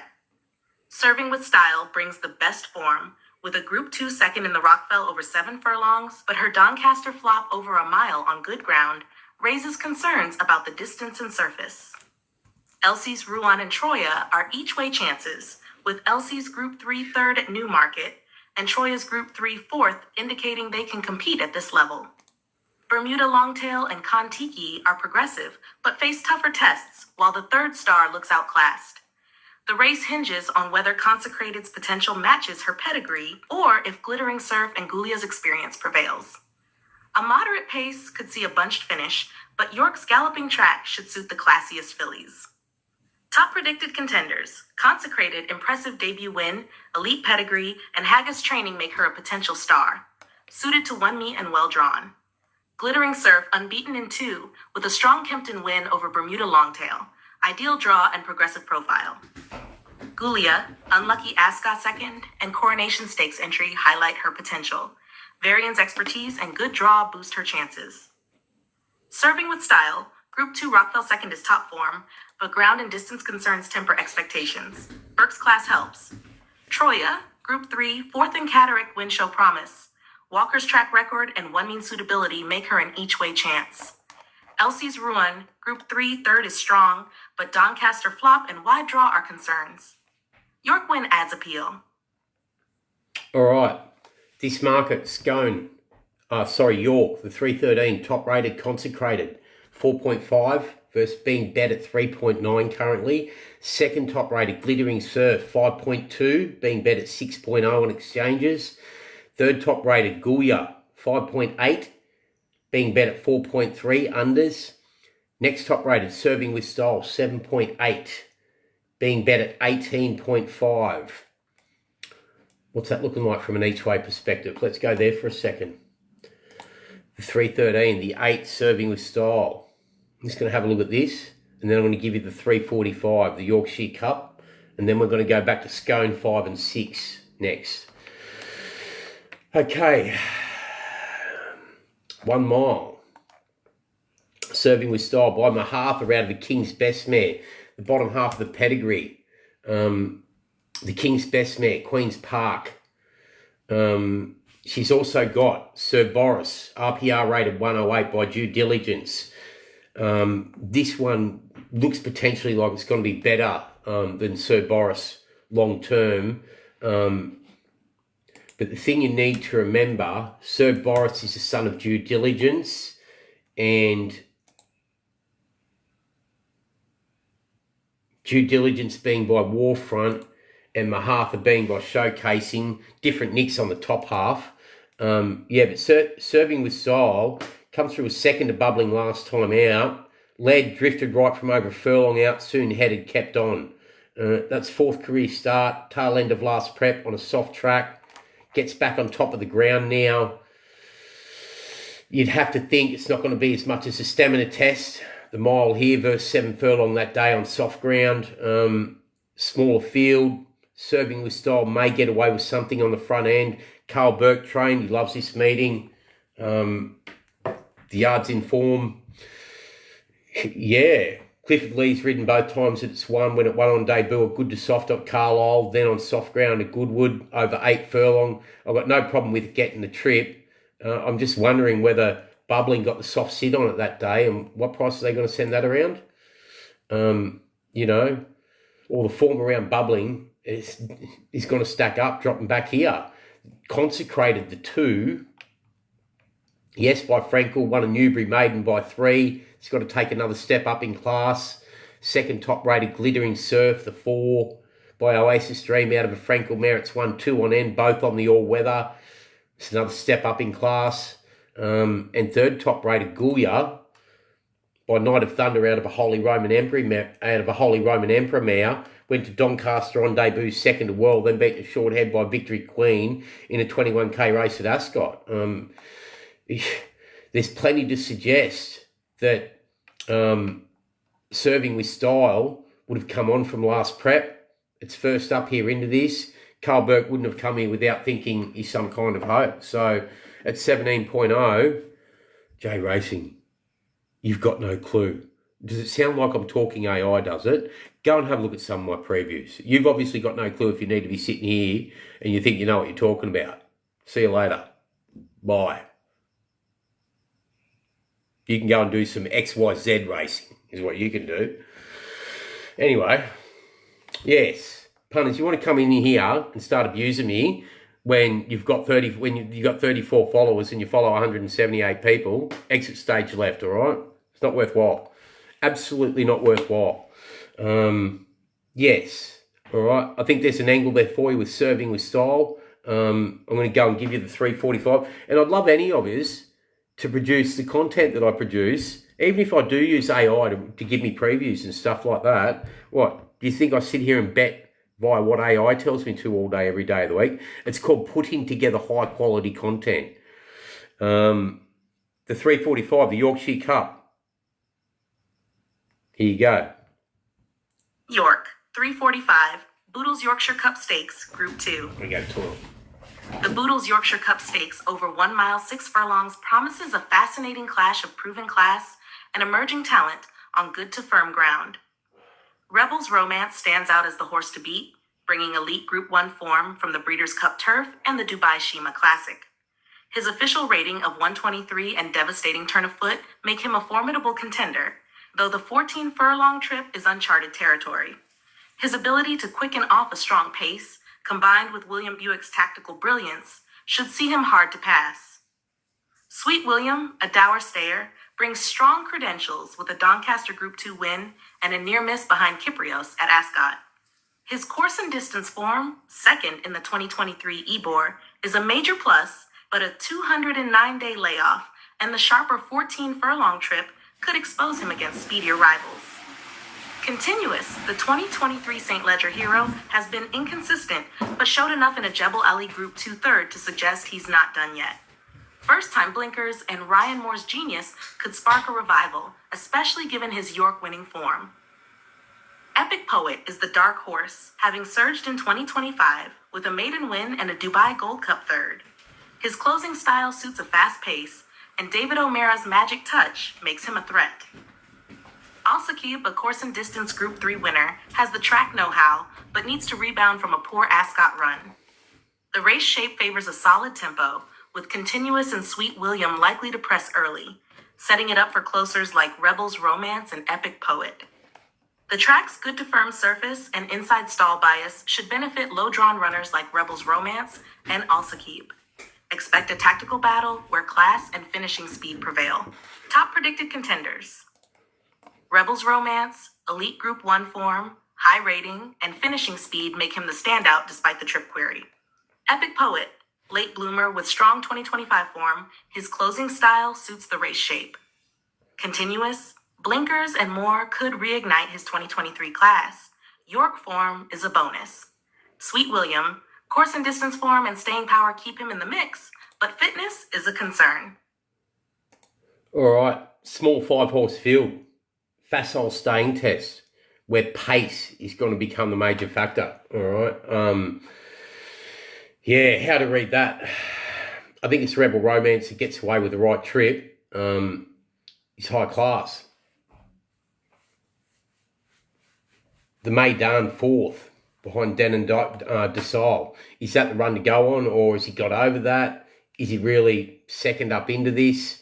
There's a lot of queries in this race. Like, this is the way the ratings look. Rebels Romance rated 2.7, currently being bet at 2.7.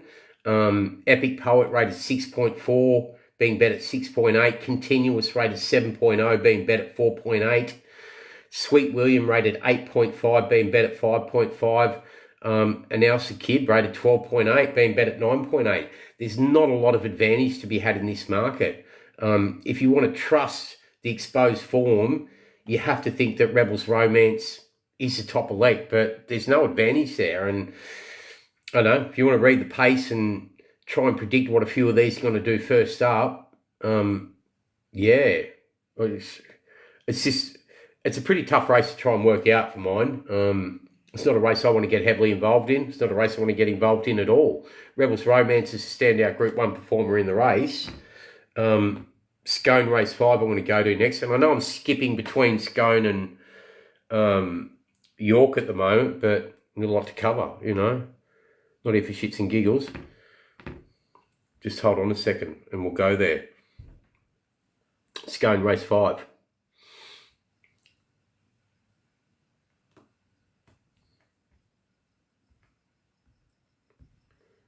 All right, Scone race 5. I'll give you the AI preview first because I don't know anything about racing, remember? Wow. Some people. I'd love to see them produce the content I produce. But anyway. Scone race 5. Muswellbrook Ford benchmark 78 handicap, 1,700 meters. Scone's race 5. A benchmark 78 handicap over 1,700 meters on a soft 7 track shapes as a highly competitive affair with a mix of informed gallopers and wet track specialists. The rail is out 2 meters from the 800 to the 400 and true the remainder. Combined with the soft 7 rating, that setup will favor horses with strong finishing bursts and proven form on rain-affected ground. The pace is expected to be moderate, driven by Prometto, our Empress Zoe, and High Dandy, setting up an ideal scenario for midfield runners and closers like Miracle Spin, Quantum Cat, and Good Banter. Miracle Spin number 2 stands out as a leading contender. He boasts a win at this track over the trip and a strong third in a benchmark 94 at Randwick over 1,800 meters on a soft 6. His closing speed and wet track record, 0 wins but 3 seconds and 3/3 from 6 starts on soft, make him perfectly suited, though barrier 12 requires luck in running. Good Banter number 14 is another major player with a 4th placing in a strong Randwick BM78 and a proven heavy track record, 2 wins and a placing from just 2 starts. Barrier 4 and Karen McAvoy's expertise enhance her chances. Quantum Cat number 5 brings strong wet track form, including a near miss at Hawkesbury over 1,800 on a heavy 8, but barrier 16 is a serious challenge and will need a good ride. Creator number 11 draws barrier 1 and brings solid benchmark 78 form, including a second at Rosehill over 2,400. He's effective on soft and gets the right run. Our Empress Zoe, number 15, is in career best form with a recent Canterbury win. Her front-running style suits the soft 7 conditions, and she can take catching if left alone. Gentileschi, number 19 and first emergency, is a Scone specialist, 2 starts for 2 wins here, and can't be ignored despite drawing 10. At 4 years old with upside, she's a knockout hope if she gains a start. The race hinges on pace and barrier draws. Inside gates favor corridor and good banter, while closers like Miracle Spin and Quantum Cat will need clear air. Expect a tight finish, with wet track form and tactical positioning proving decisive. Top predicted contenders: Miracle Spin 2, strong BM94 form, Scone win, and wet track prowess. Barrier 12 a concern, but has the class. Good Banner 14, excellent wet track record, strong recent form, and ideal draw. McAvoy a bonus. Quantum Cat 5, near miss at Hawkesbury, loves soft ground, but wide barrier a hurdle. Coretta 11, barrier 1 solid BM78 form, and soft track suitability make him a big chance. Our Empress Zoe 15, in-form front-running style and wet track ability. Can lead and hold on. Gentileschi 19E, Scone specialist, lightweight, and wet track form. Upside at 4 years old. All right, the way the ratings look on this race, on top, the 2 Miracle Spin rated 5.8, being bet at 6.5 currently. Second top rated, the 14 Good Banter, 6.5. What I like to see here, punters. No silly talk. Rated 6.5 versus a price of 6.0 as favourite. The 5 Quantum Cat, third top rated 8.0, being bet 11.0. The 11 Corrida, rated 8.5, being bet at 23.0, good overs. Fifth top rated, our Empress Zoe 10.0, being bet at 13.0, minor overs. And the 19 Gentileschi, being bet at 9.0, rated 14.5, unders. I'll go a little bit deeper. The 1 Prometo, rated 17.5, being bet at 34. That takes me back to, was it race 7 tonight? I just want to touch on this for a second, and this is a classic example. Race 7 at Cranbourne tonight, which was won by Trial by Press, was rated 7.0. And if you listen to the previews on my channel tonight, Trial by Press rated 7.0, went off at 14.0 tonight. In race 5 at Cranbourne, you had the top 4 rated run the first 4 by 3 by 2, 24 combinations, goes off at 240. It's 10 to 1, you know. How difficult is it? How difficult is it to understand the importance of finding value? Marvin, Loden House on King Zephyr. Lims Kosciuszko comes there with a very big chance tomorrow. I'll be a little bit careful about taking. What are you loading the house on? Are you having what price are you going to take? 2.2, 2.3? I think there are better opportunities. Everyone's getting so carried away about this picket fence form of King Zephyr. You know, I'll ask you this question. You see a horse win its maiden and it wins at 7 to 1, right? And then it goes to a BM58 and wins at 6 to 1. Then it goes to a midweek and wins at 4 to 1. And then it goes to a Saturday and gets sent around as a 2 to 1 favourite. Where was the value? Is it 2 to 1 on a Saturday after it's won 3 on N? Or was it 7 to 1 in its maiden or 6 to 1 in its BM58? You know, understand what upside is in hidden merit and identifying value. There's a reason horses go and picket fences run and the odds become shorter and shorter, you know. Eventually going to get rolled, unless you winks, you know. Black Caviar.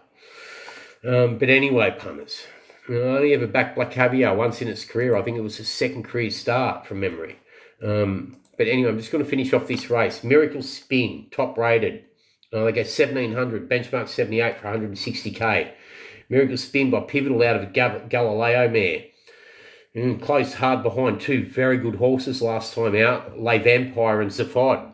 A lot of time for Zaphod. He's the son of Zarak. Excellent stallion, Zarak. He's very similar to I'm Invincible, where he started off on a lowly fee in France. I think he started off on 5,500 at Harris de Bonneval from memory. You know, he's one of the most recognised stallions Northern Hemisphere time now, you know. Out of Zarkava, you know, won an arc. Won an arc or won a Prix de Jockey Club, one of the two from memory. whatever. The 14, Good Banter, second top rated. I'm just going to go there for a second. The 14, Good Banter by Tavistock out of a Savabeel mare. Well, that form got thrown out the window today, didn't it? Know Thyself got rolled at a short price. Another classic example of taking the unders.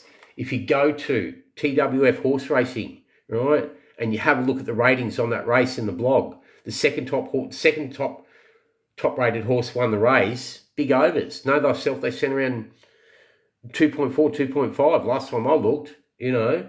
I think I had it rated 4.7, 4.8. Why you take unders just blows me away. Absolutely blows me away. It's like banging your head against the wall. Scone, what was it, race 7, was it? Yeah, Tabby Time, second top rated, you know. 5.5, I think it was rated, or something like that, went off at 7.0. Why would you ever take such short odds about Know Thyself? Third top rated. So Miracle Spin, Good Banter. They're the 2 top rated. Good Banter. What price is it going around at again? Yes, I know, I flip from story to story, but, you know, like Donald Trump says, some of us are able to do the weave. Third top rated, the 5, Quantum Cat, rated 8.0, being bet at 11.0. Fourth top rated, Carita, we've already been there. So let's have a look at the third top rated, Quantum Cat, the 5. We'll touch on this quickly. By Kitten's Joy, excellent American stallion, son of Artie Schiller out of a Bluegrass Cat mare, 3 from 16 winner. Second over 1800 to Jamboree last start. Black run back in third, the French bred, lump 58.5 that day. Has to draws 16 here, goes up a kilo. You still have to respect Chris Waller, don't you?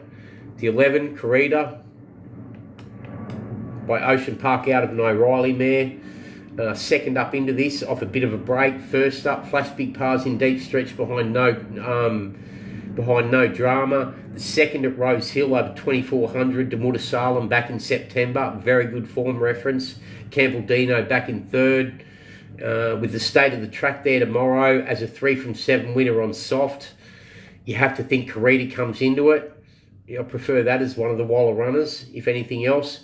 Only beaten 4 lengths in a soft trial behind Elias prior to resuming. Second to Count Your Blessings with Giovanna back in third prior to that. Over 1,030 in another trial.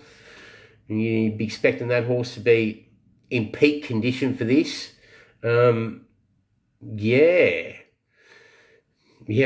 race sort of revolves around Miracle Spin. Just let me look at this for a second.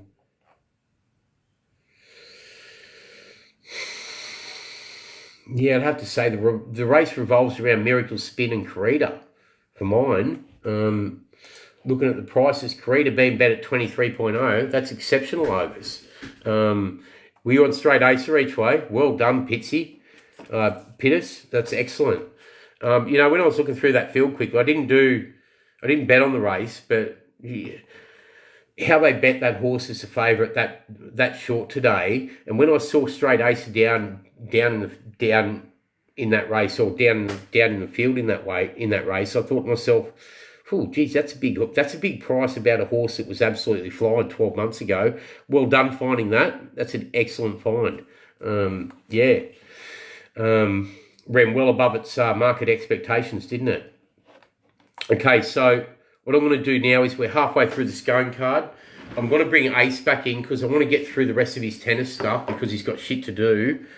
It's got to take another 20 minutes. That'll get us through the first race at Scone, and then we'll come, not the first race at Scone, first race at York, and then we'll get back into the horse racing. You know, we're not here for half an hour, punters. We're here for a long time. And I'll read these questions and I'll start to answer some of them as we get deeper, all right? This information he gives you is better. Just hold on a second, Ace, will you? I'm just lecturing the goats. This information that Ace gives you, right, on tennis players is some of the best information you're going to get. Just to recap, in the first half, all right, or through the first bit of Ace's previews for Roland Garros, the qualifiers, we've given you Kira Javan, Ksenia Efremova, and the third one, Cindy Longley.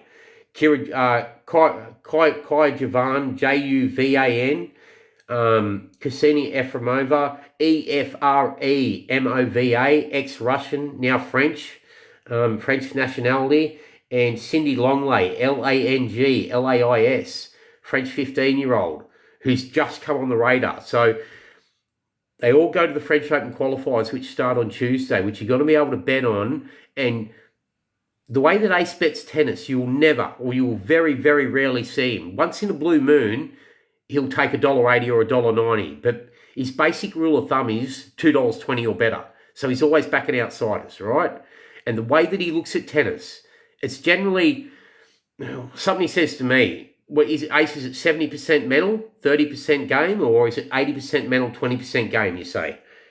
I've always said that tennis is 70% mental, so that's what you have to follow. Well, it's about motivation. Can you just follow up? Yeah, can you just follow up on that a little bit, like what you look for?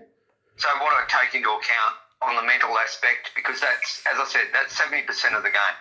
Obviously, you need the natural talent and the technique and everything else, and whatever your game style is, which you need to take into account.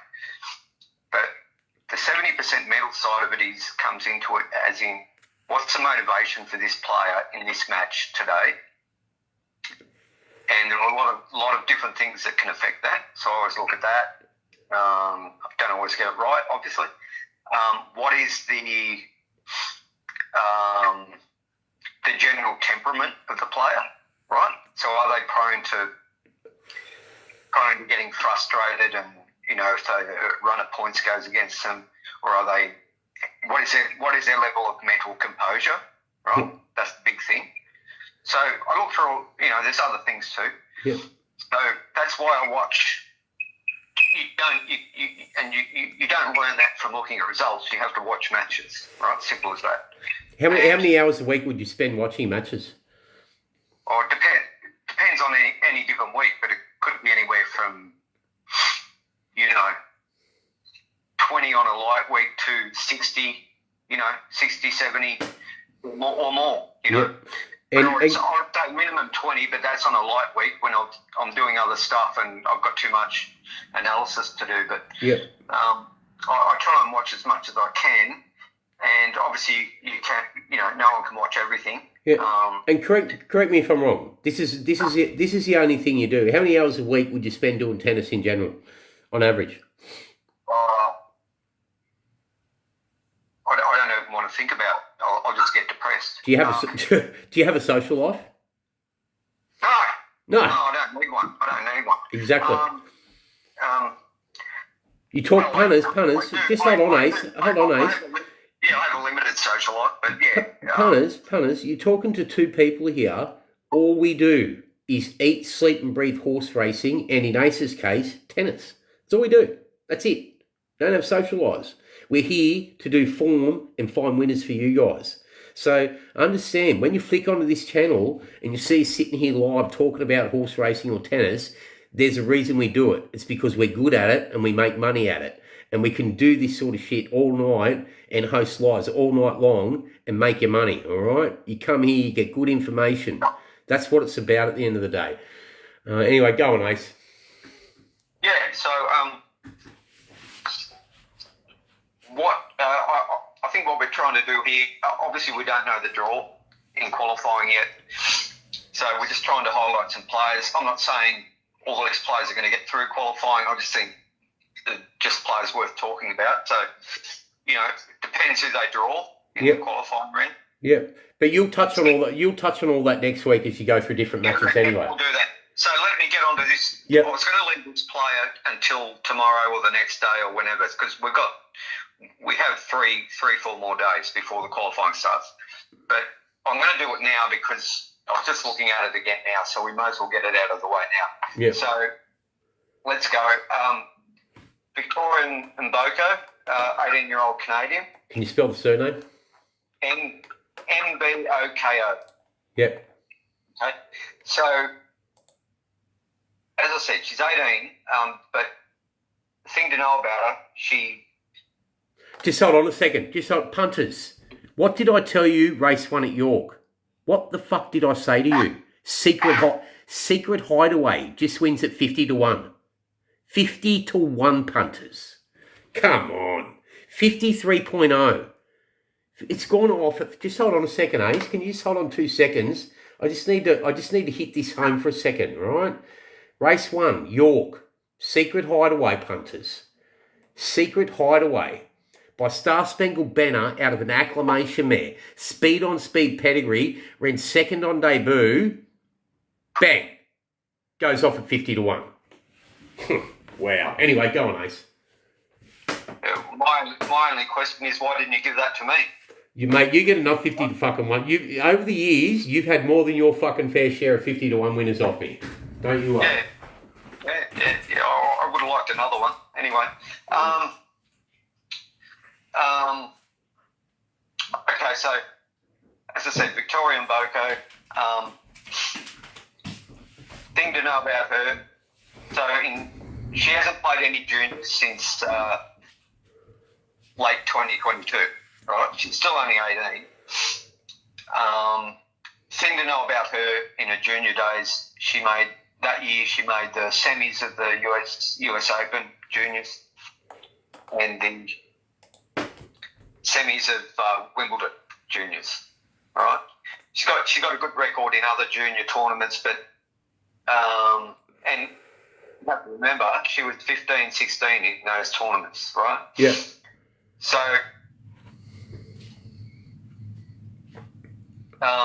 At the moment, so this year, well, even last year, like she's concentrating on seniors now for the past few years. Yeah. But this year she's flying.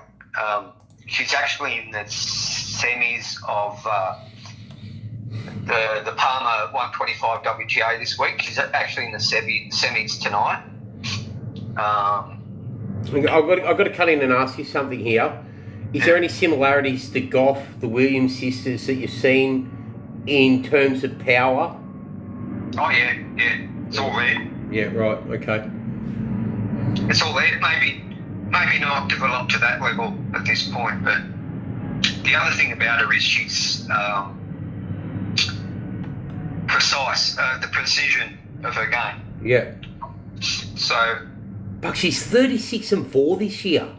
11 and 1 on clay, 17 and 1 on the indoor, and 11 and 1 on hard court, 17 and 1 indoor, and 6 and 2 on clay. She's fucking flying. Yeah. Yeah, go on. She's on fire. But she's got the quals coming up, right? Start Tuesday. So she'll play that semi tonight, I'd say. But if it gets too close to, like she's in the final and she goes, stuff this, I'm going to go to I don't want to play the final, I'll go to the quals, I don't know. Yeah. But she's a 1.65 favourite tonight against Irina Begu. Yeah, well, that's not a bet. That's not a bet Of because course Begu is a great clay player. Yeah, she's getting older and she's been a little bit up and down. Yeah. But I never like betting against Begu, especially if I'm taking... One of the guys has just posted on the live that Maboko won 60 tonight, Fave. Just can you clarify about the motivation there tonight? Like we don't bet 1.60. Ace would never take 1.60 about anything, right? Not even about me ringing him when I say I'll call him back, right?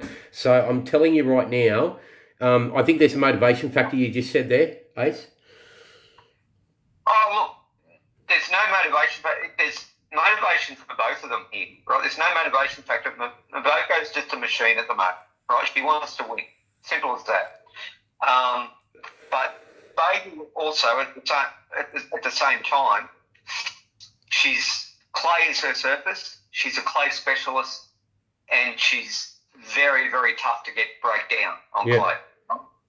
So, be a very interesting match to watch, but for me, it's not a match to bet. If I was going to have a bet in that, I'd bet Begu, but I'm not going to bet. I'm not going to do that because I'm not going to bet against Maboko, right? Yeah. I have a lot of respect for Begu on clay. So I think it's a good match to watch, but it's not one. What price did you say Begu was? 1.65 best. Begu. 2.14, I think. 2.14. Yeah, that's not a bettable match for me. 2.18, Right? sorry. Yeah, we're looking for advantage in the market. 100%, yeah. Yeah, so it's not a bettable match, but I'll tell you what, it's a watchable match. Yeah, punters. I just want to add in there too. In Ace's previews, you'll hear him talk a lot about we're playing the market, right? It's not about in those scenarios. It's not about backing the best player. It's about backing the player that has an advantage. If he's got a match that he calls toss of the coin, and toss of the coin is even money each side, not 1.91 each side. At 1.91, it's 52.45% of a market, or a market set to 104.9%. 1.91 is not toss of the coin when you're betting bookmakers, right? Toss of the coin, there is only a 100% chance of it being heads or tails, and it's 50% each side of the coin. That coin does not care if it's been heads fucking 15 times in a row, okay, all right? That does not make it any more chance of being tails next time. Every time is an individual result, right? Understand what statistics are and individual events. It's really important. Anyway, go on, Ace. So the way she's playing at the moment, let's just keep on track. Yeah. With them getting through qualifiers. The way she's playing at the moment, I can see her getting through qualifiers. Now, bettable in some of those qualifying matches. It depends who she's playing. Simple as that. We don't know yet, right? Can I just cut in and ask you another question? Is this a player that could be left on the radar for the grass season coming into Wimbledon a month later with that big serve? I have no problems with. Like I said, she made the semis at Wimbledon, right, in the juniors. Yeah, right. Okay. No problem with her on. She's your classic all-court player, right? Yeah. Doesn't matter. Play hard, indoor, grass. Doesn't matter. So she's a player just to put on your radar for the next few months. Yeah. Wimbledon, US, everything, because she's at the moment she's just a machine. So and like I said, I would not, I can see her getting through qualifiers. In fact, I'm expected to, but it just depends how she turns up there and who she plays, that kind of thing. And whether she's bettable in any of those qualifying matches, we have to wait and see. Simple as that. Yep. Definitely not a bettable match tonight for me, but certainly a watchable match. Yeah. Okay. Next player. So, punters, that's Mboko, M-B-O-K-O. French, 18-year-old this year. She's 11-1 on... No, not French, Canadian. Oh, sorry, Canadian. She's 11-1 on hard, 17-1 on indoor, 6-2 on clay. She's at the Roland Garros qualifiers. The other three we've mentioned so far: Kai Javan, Juvan, Efremova, Ksenia, Efre, Mova, and Cindy Longley, Langlais. Go on, Ace. So let's go now straight to Joanna Garland. Yeah. And this is what we talked about in the first segment. Yeah. She's a player we talked about the past week or so. I won't ask you to spell the surname for the tree lurkers that fall out of trees and rattle their head, and there's two rocks, Graland. It's only two syllables. You should be able to follow it. Go on. Graland, that's correct. Now, she's from Taipei. I won't say Communist Taipei, but maybe I should. Okay. She mainly plays hardcourt. It's great to see, by the way, before I start, it's great to see here in the quals in a major, right? Yep. Because it's worked her guts out on the ITF tour. And, like I said, we won't go into how the ranking system needs to be overhauled, the point system needs to be overhauled, but Yeah. She keeps working her gut out and getting results. The first thing to say about her is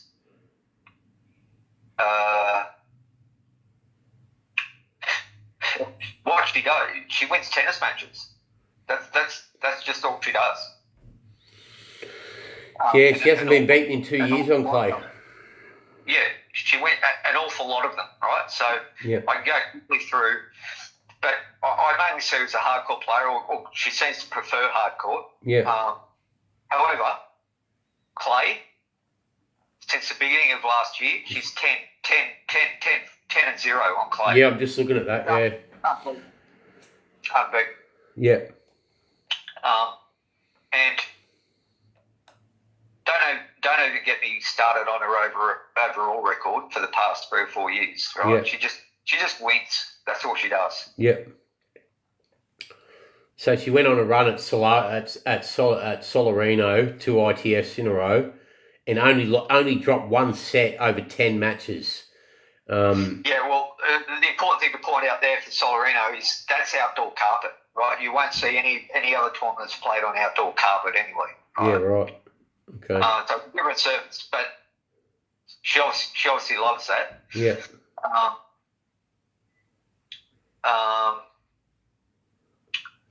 But if you go back through her record last year, it's hardcore, 36 and 7, right? Yeah.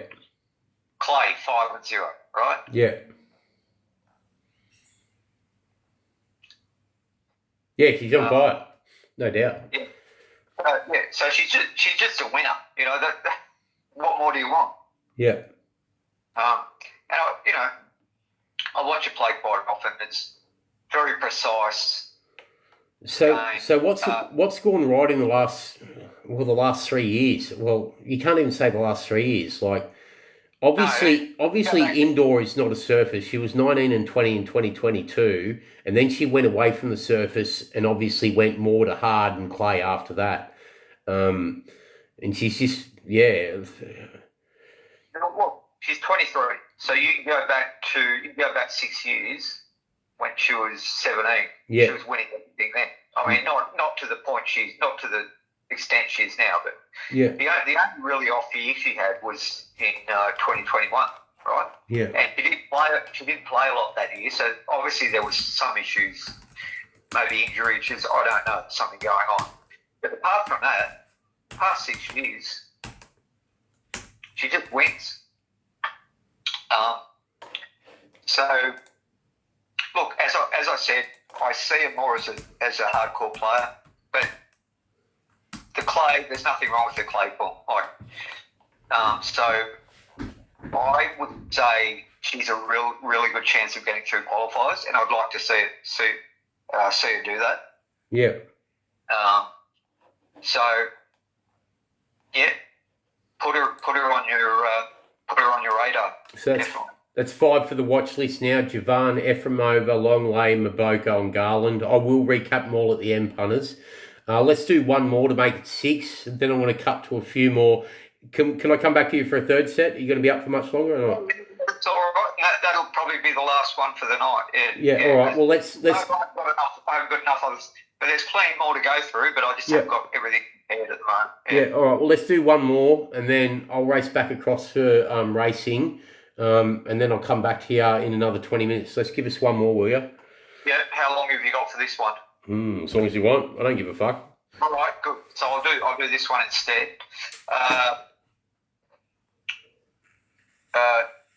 All right. Teresa Valentova, V-A-L-E-N-T-O-V-A. Just spell that again for me. V-A-L? E-N-T-O-V-A. Yeah. This is another play we've spoken about recently. Yeah, I remember. Not in the context of Roland Garros, but context of another tournament. But yeah. Yeah. So... she's Czechia, punters. Yeah, she's Czech. One of the most promising Czechs. In fact, one of the most promising players. And when that's said, for those that don't know much about tennis, there are 2 countries that have a production line. One of them's Czechia, the other one's Russia. All right. Yeah, keeping in mind that Czechia is a lot smaller country, so the amount of players they produce at that level is amazing. Yeah.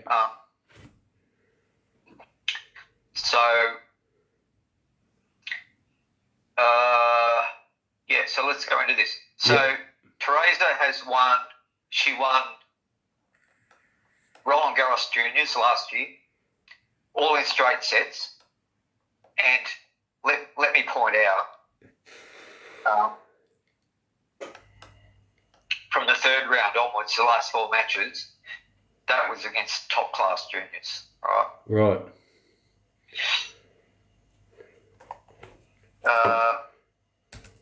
She made the final of the US in 2023. She didn't play a lot of juniors. I mean, it was mainly she'd play the occasional big tournament. Yeah. So 2023, when she was still 16, I think, she made the final of the US Open. Yeah. Yeah, 2023 it was, correct, yep. She won a big tournament in Prague just before that as well. Once again, beating very promising players. Can I just add something in? When she won the French Open Juniors singles, she also won doubles that year as well at French Open. Yeah, that's right.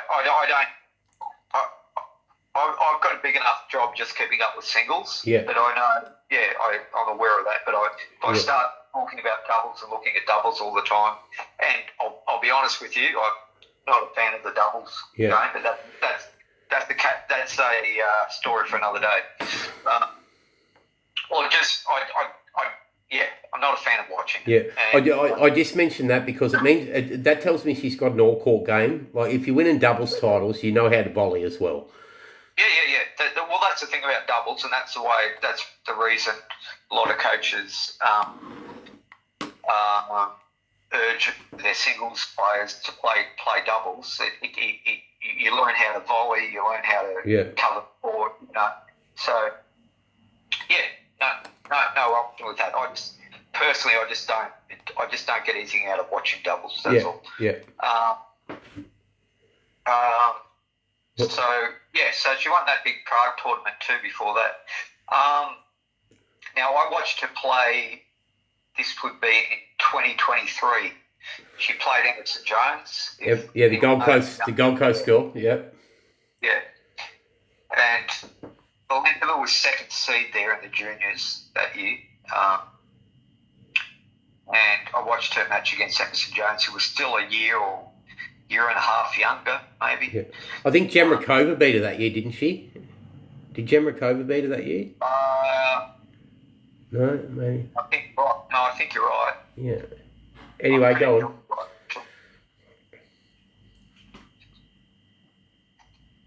You're right, go on. Yeah. No. This is another player I want to talk about, but she's not. I don't think she's in the French Open, but it's a player we'll talk about one day, Elena Koneva. She knocked her out in the quarterfinals. But Valenova was number 2 seed in that junior tournament. I think didn't Koneva beat didn't she beat what's her name that's making the didn't she beat Andreeva in the junior final of Wimbledon in 20? It was a real long 3-setter, and Koneva led 4-2 in the third, and I think Andreeva got her in the third set, or Koneva might have got Andreeva in the third set. Yeah, but they played a Wimbledon final against each other. I'm positive of it. All I tell you, she lost the semi-final to Batankova, another promising Czech player, by the way. Yeah. At Wimbledon, the juniors. That's the year before last. Yeah. She won. We're talking about Koneva now. We should be, because she's not playing. I don't, as far as I know, she might have got a wild card. I don't know. Yeah. She won Roland Garros 2 years ago. Yeah. Juniors, Koneva. Yeah. The Australian Open, where Andreeva got it down to 3 very tight sets. Yes. Yeah. Right. Okay. Yeah. So Koneva is another player we need to talk about, because I think she's one of the. I don't know what's happening at the moment. I haven't seen her for a while, but she's one of the more promising players, upcoming players. I don't know if she's in the French Open main draw. I haven't seen her in the qualifying list, so I'll just look at that later tomorrow, and we'll talk about that tomorrow. Yeah. So where were we? So Valentova. So we talked about her juniors things. I just need to cut in for 1 second. Lads, if you just come in, You've missed the 50-1 winner in the first race at York that we've given you. Anyway, go on. Sorry, Ace. That's a fun. She's been playing. Her indoor form this year is exemplary. And I mean, like, really, really impressive. So she's just gone on to clay the last 4 matches. Yeah. She's won 2 for 4, but actually one of those losses was, look, they haven't been easy matches, any of these. And then one of those players, the player that beat her last time to play, we will talk about, who's in the qualifiers here. Shibahara. Not today. But yeah, you're talking about Shibahara. Yeah. We'll talk about her tomorrow or the next day or the day after, whatever. Yeah. So maybe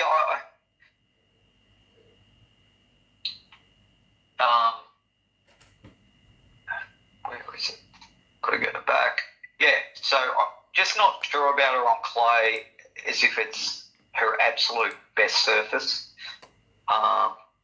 But like I said, I should say that she won Roland Garros 2 years ago. Yeah.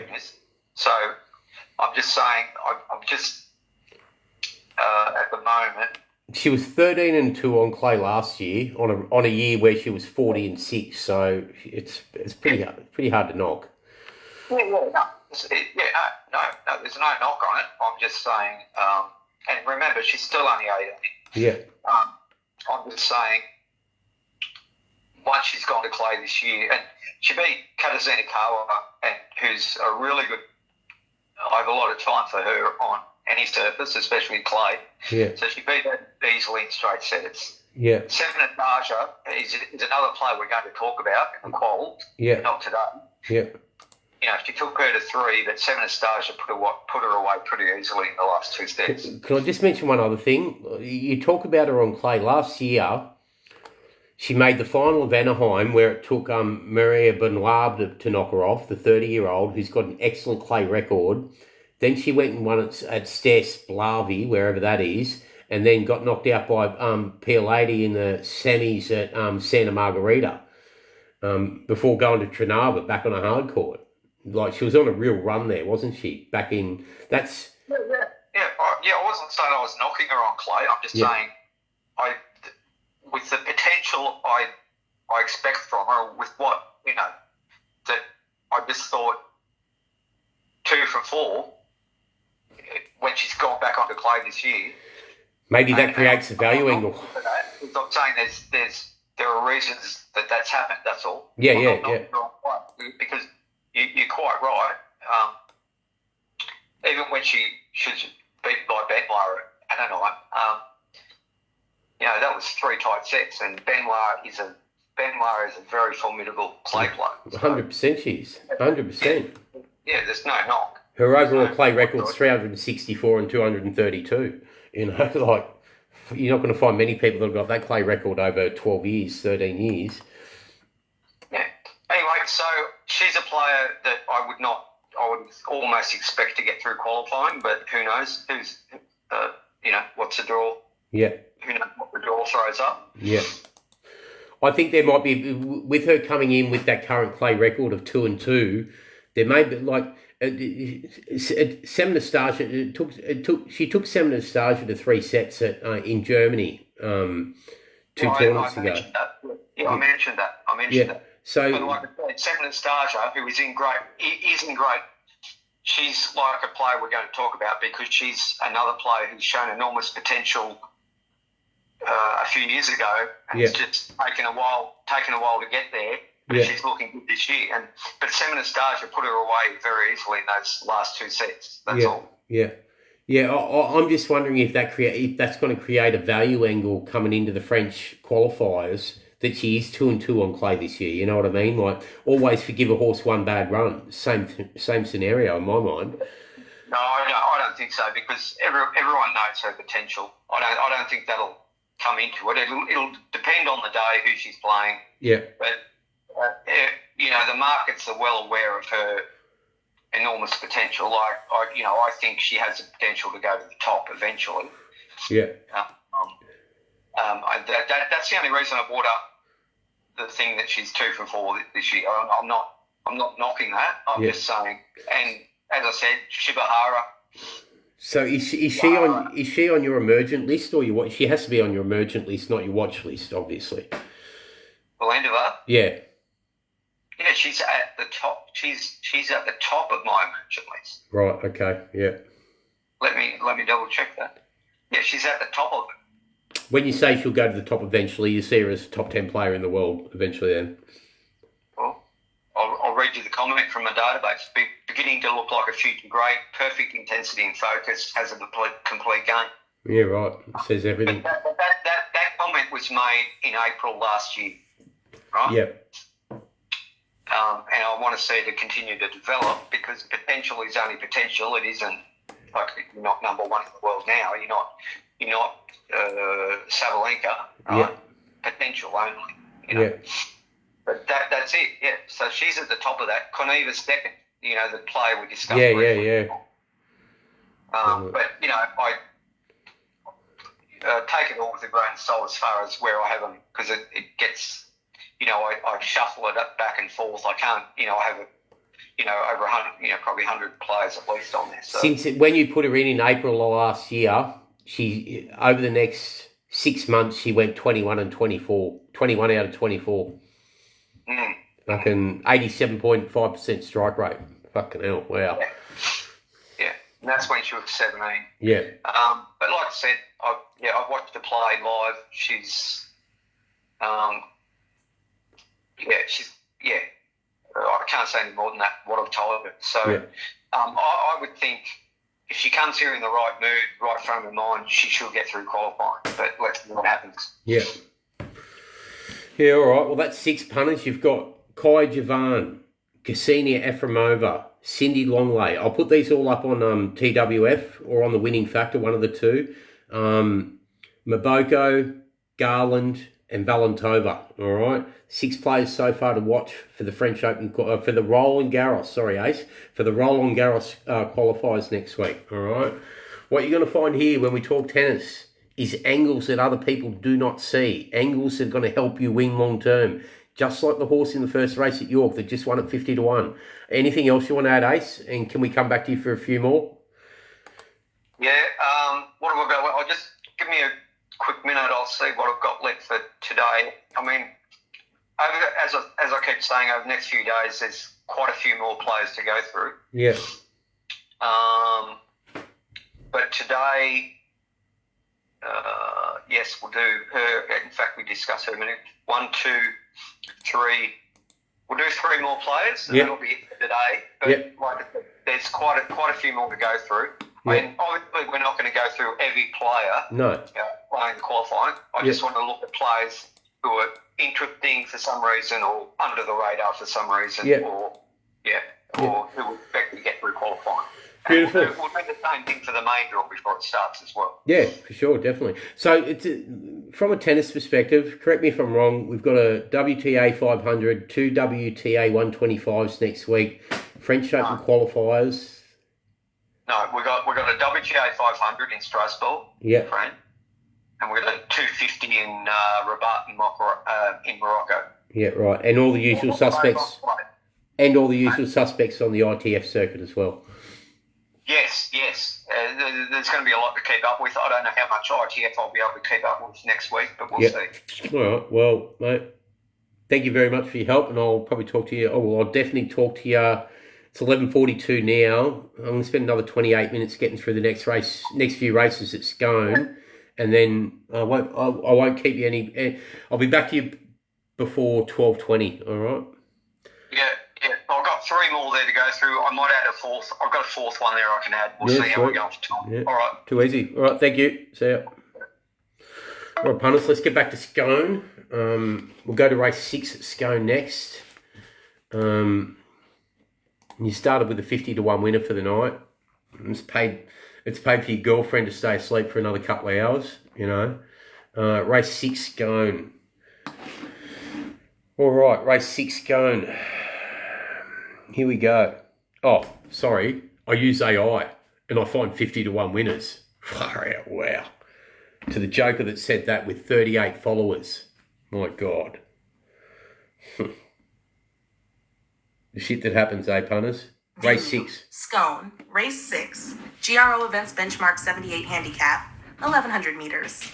Scone's race 6, a benchmark 78 handicap over 1100 meters on a soft 7 track, promises a thrilling sprint with a stacked field of speedsters.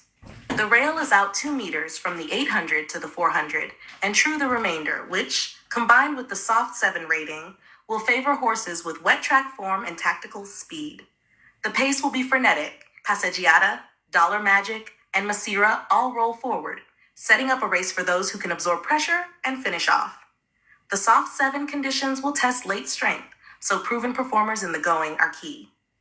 Miss Icelandic, number 4, is the standout. She's coming off a sharp win at Randwick over 1,000 meters on soft 6, beating Passeggiata and Zillisley in the process. She's drawn perfectly in Barrier 3, has a strong wet track record, 2 wins and 2 placings from 4 soft track starts, and looks ideally suited at 1,100 meters. Dollar Magic, number 7, is a Scone specialist, 2 starts here for 2 wins and a placing, and has a top-tier record at the distance, 3 wins from 3 tries over 1,100. Her recent placings at Rose Hill and Wyong were full of merit, and with Mitch Stapleford's 3-kilo claim, she's well in. Zealously, number 6, is a progressive 3-year-old who ran 3rd behind Miss Icelandic at Randwick. Barrier 6 is fine, and Braith Knox' claim helps. He brings upside and has tactical options. Tanglewood, number 3, brings Kosciuszko form. He ran 3rd over 1,200, and his heavy track stats stack up. 1 win and a 2nd from 2 starts in the wet, but he'll need to overcome Barrier 10. Unstoppable, number 9, is in peak form. He's coming off a win at Randwick and a placing at Wyong. Nash Rowiller takes over, that's a major booking, and he handles soft ground. Passeggiata, number 16, rounds out the top chances. She was runner-up to Miss Icelandic last start and maps to find the front from a perfect draw. She'll take running down if left alone. The race will hinge on early speed and how the track plays. Inside draws help Miss Icelandic and Passeggiata. Those settling midfield or worse, like Tanglewood or Masira, will need tempo and luck. Expect a cracking finish, with the top fillies and mares throwing down late. Top predicted contenders: Miss Icelandic 4, recent Randwick win, perfect draw, and wet track prowess, a top chance. Dollar Magic 7, Scone specialist, loves 1,100 and in form. Claim and wet track form a bonus. Zealously 6, strong Randwick 3rd, youth and good draw, plenty of upside. Tanglewood 3, Kosciuszko form, wet track specialist, but barrier a concern. Unstoppable 9, in form, raw wheeler board, and wet track ability, a big chance. Passeggiata 16, frontrunner with a perfect draw and strong Randwick form, can lead and stick on. Okay, Miss Icelandic, the top-rated contender, came out at 7:21 p.m, 7:25 p.m. I did these ratings about 5:30 p.m, I think. So a couple of hours before they came out. Had a rate of 5.5, 18% comes out of the market. That makes Dollar Magic now top rated, 5.2, Zealously, second top rated. Dollar Magic is being bet at 9.0 versus a rated price of 5.2, Zealously, 18% out, 1.3, now rated 6.5 versus 3.50 price unders. That's where the value in the market's created. Tanglewood comes into 8.0, the number 3 rated 8.0, being bet at 7.0. Unstoppable, now rated 9.0, being bet at 14.0. Passeggiata now comes into 10.5, being bet at 8.0. So there's overs about the top rated Dollar Magic to start off with. I'm going to concentrate on it and the 3 Tanglewood, which is the other one that's overs. All right, there's not a lot of advantage to be had in this market, and you are correct. Whoever said it's open, Lee Priest, well said. I don't need to like the system when I've just given out the 50 to 1 winner in the first race at York. All right, Cousins Army, you know as well as me, that you're connected to the system. So what we're going to do with you, this is what I mean, right? Punters, you get people like this bloke, Cousins Army, come in here and start telling me who has 182 followers and follows 200 people. If you go look at his profile, he's actually connected to everyone at the system, the funnel sales system, where they give you it for free. $50 million, 1,700 clients, averaging $29,400 each, and they charge you $25,000 at the bottom of the funnel. Go watch the sales video where they openly say that they sell to 18-year-olds and they target 18 to 24-year-olds. Go check my channel. You know the history. You know what it's all about. Cousins Army, you can keep watching, but you're being muted because you're a little bit silly. All right? You're muted for the entire life. All right? Don't come in here and say silly things and try and make a fool of me when all my punters do is win, right? And they get it for free, right? They don't have to come here. They don't have to go and see you and your million accounts. You've got 40,000 likes and 2,000 followers, but you've got 1,700 clients. If I had 1,700 clients, I'd have 17,000 followers, all right? Okay? Brother. 40,000 likes versus 2,000 followers. That's 20 likes for each follower. Come on, mate. Come on. Do the maths. I'll break your maths down every day of the week. Then go watch webinar 20 while you're at it, punters, and tell me if that's a real webinar or if it's just been crafted together. And click on the link in it, which you can't click on. I paused it, typed it into my browser. It takes you to an influencer with 4.5 million people. 4.5 million followers, right? And it's supposedly a link for the fourth person to come into the webinar. It's complete fraud, right? Fraud. Definition of fraud, Eastern Seaboard, all 3 states, you're going to end up in jail, all right? JP, Steve, and old mate, all 3 of you will end up in jail. I guarantee you. Anyway, back to this. Let's do race 6. Race 6. I'm going to concentrate on 2 runners here. The $7 Magic. They go 1,100 metres. The $7 Magic by Seamus Award out of a Beautiful Crown mare. Beautiful Crown was a pretty underrated son of Danzig. 4 from 24, but 12 further placings. 2 from 3 on the track. 1st or 2nd, 7 times out of 10 on soft. Last trial at Muswellbrook. Yes, it was on a heavy track, but knocked off Smoke in the Water by 5. All right. Winkers go back on. I just want to check something. If it sported the winkers in that latest trial. If it sported the winkers in the latest trial, then 14th of May, the winkers went back on. If someone wants to go and watch the replay of that trial and tell me if they wore it, in the trial, because sometimes Racing Australia will get it wrong, and they'll tell you the winkers went on afterwards when it maybe went on during the trial. So that's something I'll keep a watch on tomorrow. Gets in with 56.5. Mitch Stapleford, he rode in the latest trial. And prior to that, another 1,000-metre trial on the heavy on the 24th of April. The concerning factor there is the Wyong trial was the 24th of April. The Muswellbrook trial was the 2nd of May.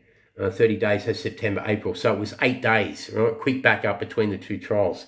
A quick backup between 2 trials on a heavy track is margins generally get personified when horses are on a quick backup, especially the first and second time they're ever on a quick backup, right? But on a heavy track, there's a reason they've gone there on the 2nd of May on that quick backup. I would say it's more likely to give it a good hit out before the first up run, right? Yeah, and that makes sense because its second up record is 6.22. So you can take that Muswellbrook 1,000-metre heavy trial where it won by 5 and knocked off Smoke on the Water, who's a smart horse. You can take that as a first up run. I would suggest to call it second up into this race, even though it's first up, right? And its record second up reads 6.22. So versus the first up record that reads 6.122. Okay, that's a little shit that I pick up on. All right, but yeah, the horse looks very well placed there, even though it's drawn 11. And the other horse I want to touch on quickly there is the 3 Tanglewood. Okay, by Smart Missile out of an I'm Invincible mare, gets in with 60 after the 2 kg claim for the Bug Girl and a Roper.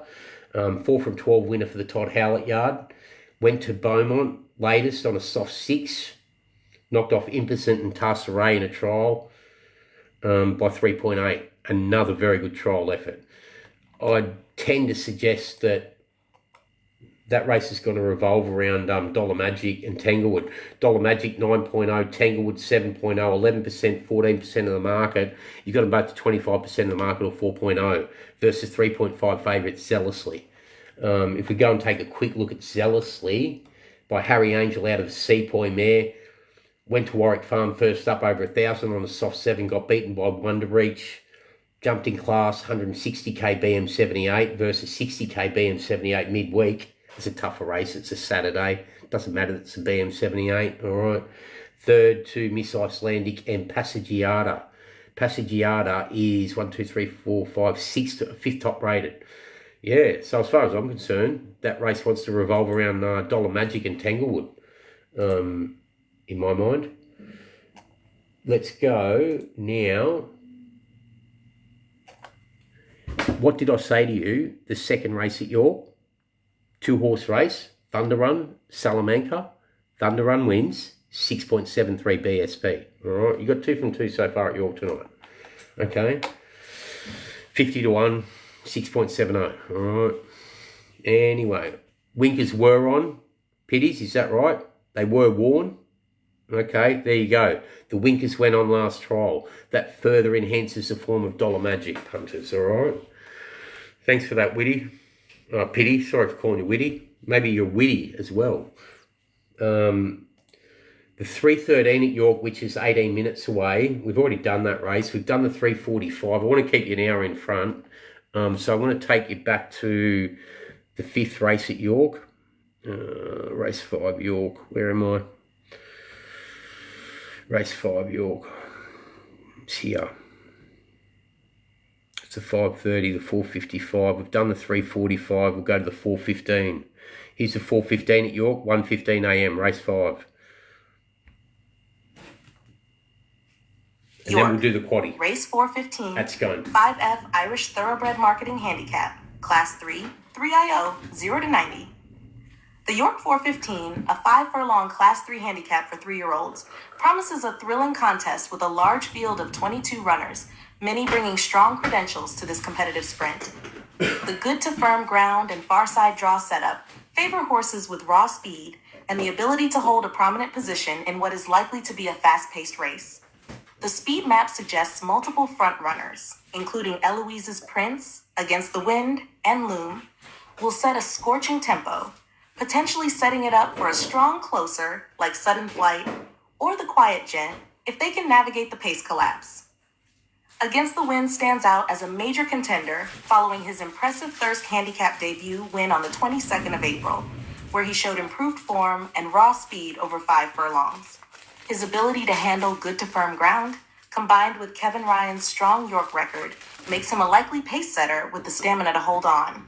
His draw in 6 is ideal, and the form of that Thirsk win has been franked, giving him a clear edge. Loom is another serious player, with a strong 2-year-old campaign that included a ripping 5-furlong win and a creditable 7th in the Group 2 Norfolk at Ascot. His Newmarket reappearance on the 16th of April was encouraging, and the drop to 5 furlongs on fast ground suits his Kodiak pedigree. Richard Fahey's excellent York strike rate and a favorable draw in 3 bolster his chances. Sudden Flight brings an intriguing profile, unbeaten in 3 all-weather starts and making his turf and handicap debut under William Buick. His Wolverhampton 2nd on the 26th of April suggests he has the speed for 5 furlongs, and his unexposed nature makes him dangerous if he adapts to grass. The Quiet Gent is a dark horse with a Kempton 6-furlong win and a near miss at Ripon on the 17th of April. The drop to 5 furlongs looks ideal for his Mamus breeding, and Ralph Beckett's form, combined with a Group 1 entry, signals high expectations. Just King High and King of Light round out the top contenders. Just King High's Southwell 5-furlong win from the 2nd of November has been franked, and Tom Markin's booking is a plus, while King of Lights' listed air form from September and Carl Burke's expertise keep him in the mix despite a wide draw. The race dynamics favor horses drawn low to middle, between barriers 3 and 10, as they can track the pace without being caught wide. High draws, like Lexington Blitz and Eloise's Prince out in 16 to 22, face challenges unless they break sharply. Track conditions should suit most, but King of Light and Miral may prefer slightly softer ground. Gear changes, like King of Light's cheek pieces and Miral's gelding op, and wind operations on Amestris and Just King High could spark improvement. But fitness is a concern for those off long breaks, including Lexington Blitz and 2 shoes. Overall, this is a wide-open handicap where tactical positioning and raw speed will be key, with Against the Wind and Loom likely to fight out the finish. Top predicted contenders Against the Wind, Progressive Thirsk winner, Ideal Draw, Suits 5F and Good to Firm, Strong Trainer form. Loom, Strong 2IO form, including Ascot Group 2, Good reappearance, well drawn, drop to 5F a plus. Sudden Flight, Unbeaten AW form, Top Jockey, Unexposed Turf debut the only query. The Quiet Gent, Unexposed, Good rip and run, drop to 5F suits, strong connections. Just King High, Progressive maiden winner, Good draw, mark and booking, wind up a positive. King of Light, listed form, Burke's expertise, but wide draw and fast ground are concerns. I'm going to talk about 2 horses initially. I'll give you the ratings, then I'm going to talk about 2 horses, right? I'm going to talk about them with good reason. The ratings. Against the Wind, top rated 6.0, being bet at 7.0. Loom, second top rated 7.5, being bet at 9.6. Sudden Flight, rated 9.0, being bet at 11.5. The Quiet Gent, 10.5 rated, being bet at 10.5. And Just King High, 13.50 rated, being bet at 12.5. King of Light, 16.0 rated, being bet at 32.0. I took 2 things from that preview. Number 1, the Quiet Gent carries a Group 1 entry, very lightly race. The other one, Just King High, gelding operation. All right. So the one that makes major appeal out of that to me, we'll go down the market order. We'll go down the market order quickly. 2, Against the Wind, right? By Earthlight, out of an Oasis Dream mare. Earthlight, good young son of Shamadal. He's got his first crop here this year, I think, from memory. Winner at Thirsk last time out on Good to Firm. Big step up here. Loom. I'm looking for reasons to oppose these in a really open market. You know, there's not much advantage to be had here, but I think Seraphin's got it slightly wrong at the top of the market here. But she's highlighted 2 very good points about the Quiet Gent and Just King High. When we found the 50 to 1 shot in the first race there, it was all about the breeding. Star Spangled Banner out of an acclamation mare, you know, speed on speed. Loom, the second top rated. Just let me go there for a second. That's a 4. Yeah, good pedigree, lightly raced by Kodiak out of a Pivotal mare. Second up for the season. It's in the Class 2, mid-pack first up at 33 to 1, second up now. Broke its maiden at Ripon over 5 furlong. Hasn't really gone on from there. Drops £1 down the handicap up on the first up run. Third top rated Sudden Flight by Claim out of a Striking Ambition mare. Bit of an average pedigree. Comes off a Southern maiden win too. Back then went to Wolverhampton. Got knocked off by Caratus. Ethan Jones was up both times. Senior boot, William Buick gets on now. Now we get to the Quiet Gent. All right, the Quiet Gent. A little bit like me, very quiet, very unassuming. Number 12. And you heard what she said about being drawn the middle, right? This one's drawn the 12 in the perfect spot by Memis, one of the hottest sides on the planet at the moment, out of a Speightstown mare. The Speightstown mare Pacified Lady, she's had 5 to the track. She got Burning Cash by Strathburn, who's a real speed sire, rated 103, and Stormy by Capello Sansevero, rated 100, 3 from 18 winner. Now, Capello Sansevero correct me if I'm wrong, is the son of Showcasing and Mammoth. Excellent stallion. Excellent stallion. Real speed stallion. A son of Acclamation. Okay, all right. So, similar Nick. He won the July, he won the Richmond, he was runner-up in the Coventry and the National Stakes. He only ever raced it 2 as well. You know, real speed sire. Juvenile speed sire.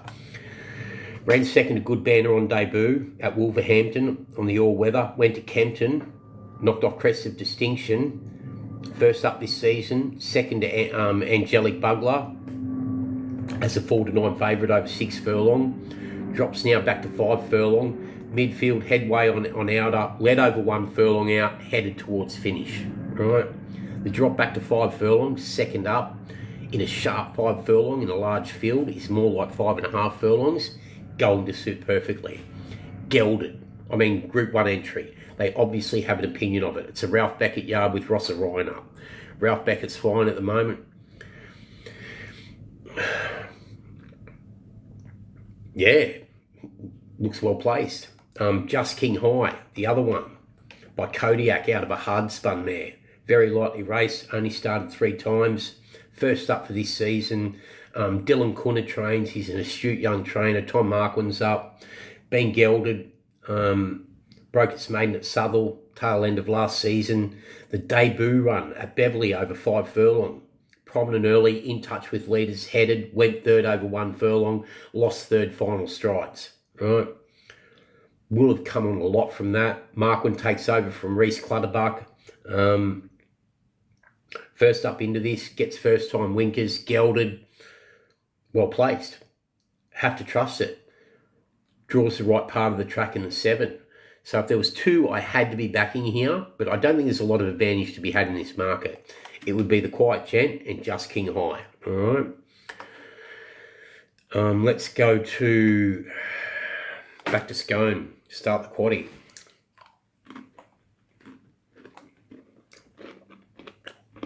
We'll go back to Scone and start the quaddie.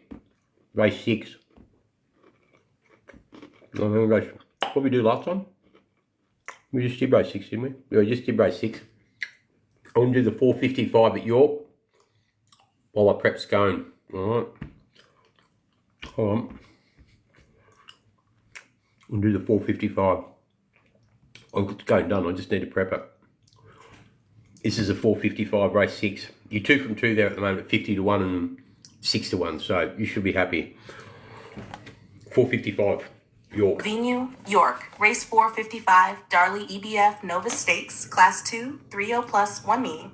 The York 455 Darley EBF Nova Stakes shapes as a high-quality contest, with Beaumark setting a formidable standard. His listed runner-up effort at Newcastle, rated 106 by the Racing Post, gives him a clear class edge, and his Kempton maiden win by 4.5 lengths showed he can dominate lesser fields. The Gosden-Buick combination, paired with a favorable draw in 3, makes him the horse to beat. His Kingman pedigree suggests he'll relish York's good-to-firm surface, and his sectional times indicate he can handle a strong pace and finish powerfully. Point of contact, a recent Newberry maiden winner, rated 81, is the primary threat. His front-running style and good draw in 4 suit the race setup, and Andrew Balding's knack for improving 3-year-olds suggests he'll run well, though he needs a career best to challenge Beaumark. See the Wonder, a See the Stars filly from Ralph Beckett's yard, is an intriguing debutant. Her pedigree and purchase price hint at quality, and Beckett's debutants often perform above expectations, but she may need the run to show her best. Coolsey, Real Trooper, and Marsh Meadow appear outclassed. Coolsey's Air debut, where she finished 7th, and Marsh Meadow's 3rd at Catterick lacked the depth to compete, while Real Trooper, a debutant from a modest stable, is likely to struggle. The race should unfold with point of contact setting a steady pace, allowing Beaumark to stalk and unleash his superior turn of foot. See the Wonder could sneak a place if she handles the occasion, but Beaumark's form and professionalism make him the standout. Top predicted contenders.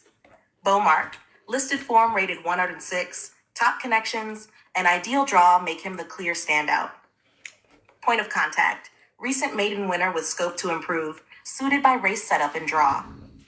See the Wonder, pedigree and connections suggest potential, could surprise on debut. Kulsi, modest debut, but may improve second up, though outclassed by top 2. All right. Look, I want to tell you something. They're going to send Beaumark around long odds on. The way we've got this race rated, punters, worth noting. The way we've got this race rated. Very rarely do I see Seraphin rate a race this short, right? So let me get to it. She's got Beaumark 1.50, point of contact 5.3, see the one to 10.7, throw the others out the window, right? Now, here's the thing. Beaumark's 1.39 versus rated price of 1.50. 1.50, 66% of the market. 1.39, 73% of the market. 56, 70, 17% unders, right? That creates a value around point of contact and see the wonder. I'm going to suggest backing the next two in the market to roll the short price favourite. I'm going to tell you why. Beaumark's by Kingman out of a Galileo mare, very good Galileo mare. Ran second at listed level, first up at Newcastle on the all-weather. The debut win at Kempton was also on the all-weather tail end of last season on the 4th of December.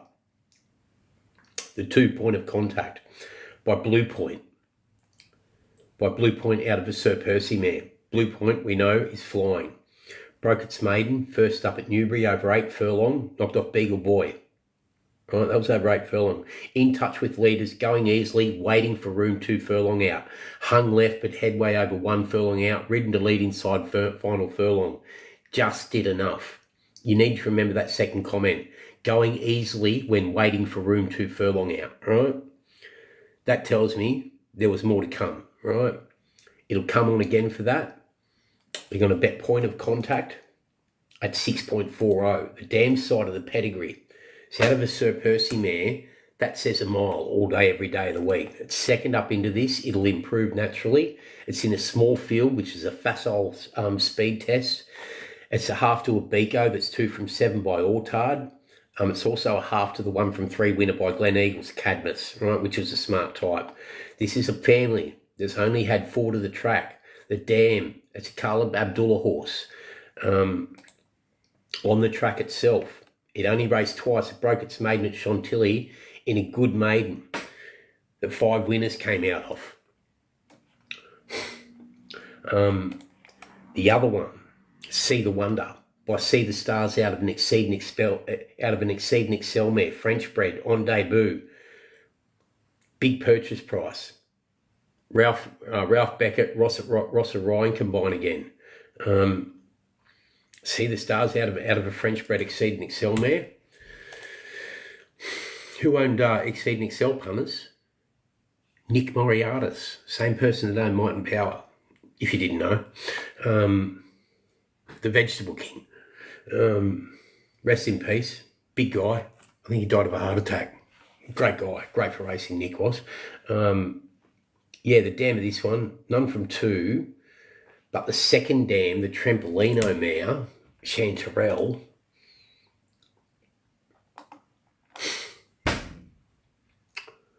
she got the 7 from 12 winner by Reduced Choice, Enbahar, 118 rated. The Dream Ahead horse, 108 rated, Silent Attack. The 107 rated Cape Cross horse, 5 from 19, King Belletti. So she's had 3 stakes winners from 7 to race. And this Exceed and Excel mare only ever started twice. Right? She's a half to 3 stakes winners. One of them by Reduced Choice, a 3/4 to Enbahar, the highest rated horse out of all of them. So I'm going to suggest to you that you back the 2 to roll the favourite. You back both Point of Contact, currently 6.2, and See the Wonder, 9.0. 6.2, 16% of the market. See the Wonder, 11, 27% of the market. You've got to vote the 3.80 versus 1.40 favourite. You know, if I was getting dragged in the Brasco by 2 blokes and I'm bigger than them, a good chance you're going to punch me up, right? No, it's not software. It's me. What do you think it is? How do I rate the races? That's a question for another day. Sorry, Jeremy, I didn't mean to be rude. You said, sir. Don't call me sir. I work for a living. All right. I sit here and I work 20 hours a day producing this content for you blokes. All right, so that's the way we play the 155. I think the third's jumped now.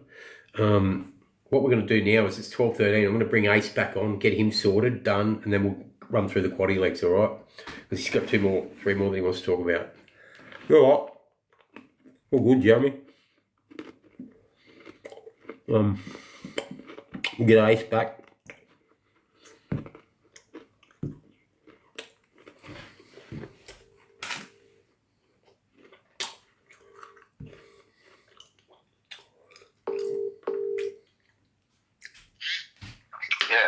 Good start, very good start at your case. 50-1, 6-1, first 2 races now. Wow. Were they top rated? No. But they were given out. Yeah, they were given out. 100% they were given out. Definitely. Given out right here where me and you are live. Anyway, we're 2 3/4 hours deep. I thought I'd come back to you, get the last couple done. I'm at 36% battery, so this live's only going to go for at least another hour and a half, I'd say, before my battery goes flat. So we'll run through this as quick as possible. Did you lose your charger? Did you lose your charger? I can send you one. No, I haven't lost it. It's got to be standing upright when I'm recording live. So, and I can't turn it upside down, because if I turn it upside down and plug it in, everyone goes, "Oh, your phone's upside down." Yeah. Wow. Anyway, go on. I can make this quick, so we can do 3 or 4 players, whatever you want to do. Yeah, just carry on until I tell you to stop. All right. Just let me say one thing, punters. If you've just come in, this is Ace Tanner, Ace.highlights 8. All right. We've given out 6 players for the Roland Garros qualifiers next week. Yes, we cover tennis as well. I cross to him every once in a while to get further updates. So if you don't want to listen, you're in the gold Porsche, you're in the back seat, shut the fuck up, put your seatbelt on, look out the back window and count the white lines. Go, Ace. Okay, so on that note, let's carry on. Okay, let's start with one of my favourite players. Not because she's one of the best players, but you know the potential is there. Yeah. Start with Dominika Salkova. Yep. Another Czech. We've talked about a few Czechs tonight, I think. Salkova okay. punters is Salkova. Correct. Yes, correct. Okay. What am I going to say here about her? The thing about her, and she's always stayed in my frame of vision since the first time I watched her play, and that was at 2022 at the Prague Open. I think she got a wild card into that WTA tournament. Yep. So she came through 2 qualifying matches, which I didn't see. But then I watched the first round, and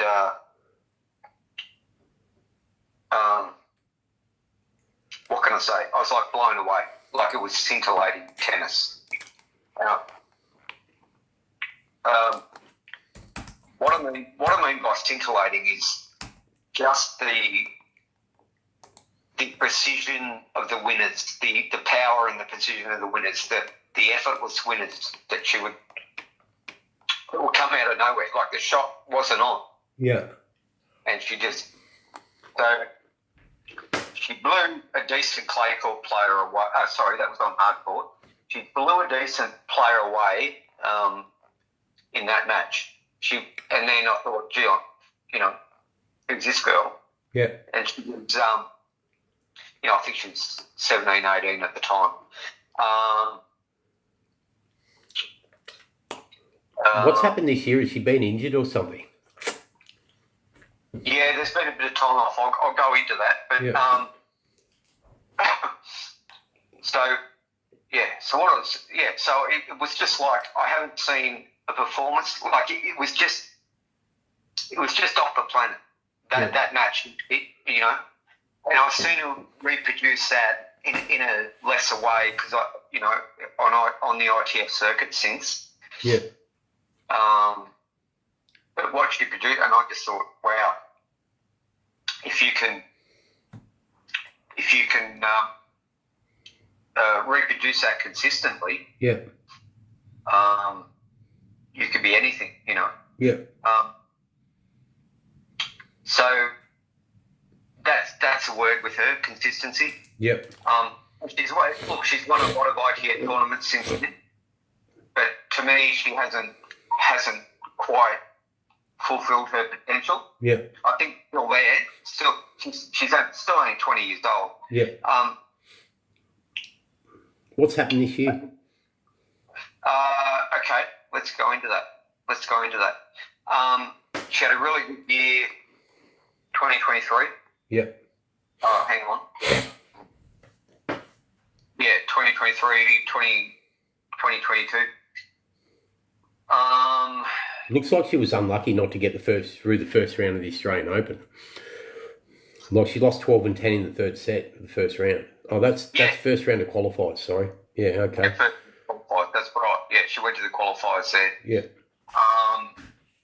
She would have been a good chance to get through there had she got through that match. But anyway, that's a story for another day. Yeah. And it just shows me, you know, for her to come here to Australia and still be trying to get into these, you know, go through qualifiers at these tournaments. Yeah. So she still has the ambition. Yeah. Another one off the Czechia production line, but good to see her here in a qualifying of a major, because otherwise she's resigned to the WTA, the ITF circuit, basically. I think she's going to go under the radar. She's going to go under the radar for sure with the current record. Like what she's done this year, but she's obviously got the ability. Yeah, the ability's there. So this year, let me go back to that. This year, because she went to Singapore after the Australian Open and made the round of 16. Took Osorio to knock her off. Yeah, it took Osorio, who's notoriously hard to get past because she's so determined. Took Osorio 3 sets to get her down. Yeah, I'm looking at that. And then after that, she had 2.5 months off. Right, I would say there were injury problems there because she normally plays week in, week out, or maybe tips a week, but on the ITF circuit. Came back on the clay, didn't look too good. Didn't look too good at all. Little bit concerning that she's went to the Bundesliga in Germany latest against Fossa-Hergo and only got 1 love in the first set. Like, is she still carrying injuries? Yeah, I don't know. Yeah, well, that's right. I don't know. You can't know everything about a player. But, yeah, obviously something went wrong there because even if she was going there to just warm up for the French qualifiers, you play more than one game in the set, you know what I mean? Yeah. But, Fossa-Hergo is a player I've got a lot of time for on clay. But anyway. Correct me if I'm wrong. When she beat Shariko at Prague back at the start of May, right, she started outsider in that match. If it was this time last year, she would have been the $1.50 favourite in that match. Quite possibly. Louisa Shariko is a player. She's been a bit up and down this year, but I have a lot of time for her on the clay as well. Yeah. But quite possibly you're right. I'm not going to speculate on what that might have been in the past. Yeah. And that's a good win there too. Yeah, that's like what I'm saying. She's taken a 6 love in the third. And then Brandstein, I watched that match, the next match in the second round against Carson Brandstein. I'm not sure if Brandstein has shown up here for the. Oh, she might be. She might. Did you make the main draw? Just let me check something. So I didn't see her in the. It looks like Brandstein hasn't shown up for the qualifiers. She should have made the qualifiers. I'll check that tomorrow anyway, because that's a player worth talking about. Yeah. But she played Carson Brandstein in the second round there. Brandstein put her away in 3, but she took Brandstein 6 love in the second. But she just didn't. I watched that match and she just didn't look on. Just hold on a second, Ace. Jeremy, I'll answer those questions after I finish talking to Ace through this little segment, all right? Go on, Ace, sorry. Yeah. So, like I'm saying, I watched that match. She took Brandstein 6 love in the second, but lost it in 3. Yeah.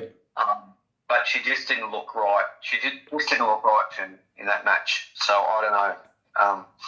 But when she's on, she's on. You know, she can beat anyone. It's just the winners she produces from nowhere are amazing. So I just want to wait to see how she develops from here. She's 20 now. Yeah. Does she develop into something, you know, a consistent high-level WTA player, or does she just fade away? I don't know. Yeah. I don't know at this point. So good to see her here in the qualifiers. Hopefully, as you say, as you pointed out, she's gone out of that last match in the Bundesliga after the first game. So that's no good sign. But obviously, you know, the other thing to remember, she's probably looking after herself and wants to make sure she goes into Roland Garros injury free. Yeah. You know, so let's see. But on her day, has the ability to beat anyone, and in quotes there, on her day, right? Yeah. Depends who turns up. But yeah, it can be absolutely brilliant. Yeah. Now, what else? I had something to say. Yeah. Right. Well, pardon, so that's... previous ITF wins too. Before that, I mentioned that Prague tournament where she knocked off Shariko, then went down to Branstein. Yeah. Yeah. Before that Prague run, which is the first time I saw her play. That I'm talking a couple of years ago. Right. She had a good record on ITF against good ITF players at ITF level before that. Right. Yeah. She didn't come out of nowhere. So anyway, let's move on. Yep. Let's go on to. I said 3 players, didn't I? Yeah. All right. Yeah. So we mentioned her before. Daja Semenastaja. Yep. Latvian. I'll spell the last name for people who need it. Semenistaja. Yep. So she's another player who's showed a lot of potential at a younger age. Yeah. Had a rough start to this year, but had some tough matches as well. She's from Latvia. Yeah, Latvian. Yeah. Latvia's another country produces a lot of good players, considering the very small population. Yeah, 100%. You know, Ostapenko is obviously. Well, there you go. Well, Formerly behind the Iron Curtain, you'd expect them to. Yeah, well, they're disciplined. You know, Eastern European players, they're disciplined. They're brought up to be disciplined and stick with the program. You know, not so much in Western countries. But anyway, what am I saying here? So, yeah, she's shown an enormous amount of potential. She's 22 now, but you know, as young as 17 and 18, showed an enormous amount of potential. Still keeps winning. She's very prolific, especially on clay. 100%. But hard courts just as good. I would say clay is her surface, but you cannot discount her on hard court. Yeah. She's having a good year this year. It took Yulia Grabher. That's another player we're going to talk about. I'm pretty sure she'll be using a protected ranking to get into the main draw. Yeah. At Roland Garros. Grabher, he's just winning everything on clay this year. Yeah. She had some time off with injury, so we're definitely going to be talking about her as far as the main draw goes. Yeah. But it took her 3 sets to get her down. Yeah. You know, she beat Valentova, who we spoke about in the last segment. Yeah. She beat Valentova. She beat Habino, who's been actually going quite well on clay this year. Yeah. Konya, who's a good clay player. I mean, she's beating good players. Chirico, who we just mentioned. Yeah. She's beating good players. She looks like she's on. She looks like she's on for a run. Yeah.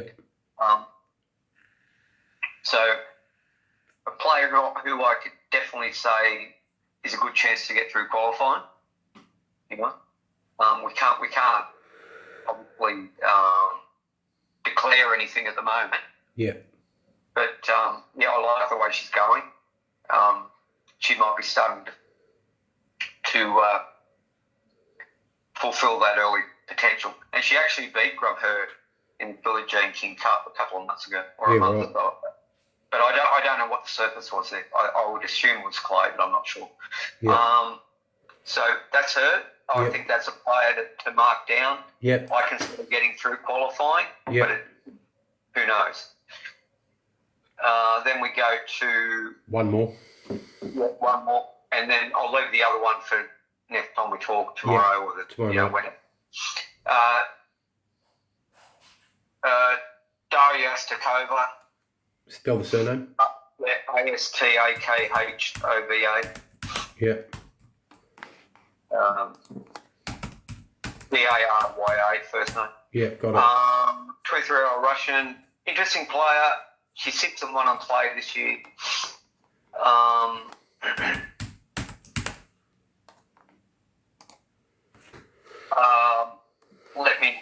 She's missed a lot of.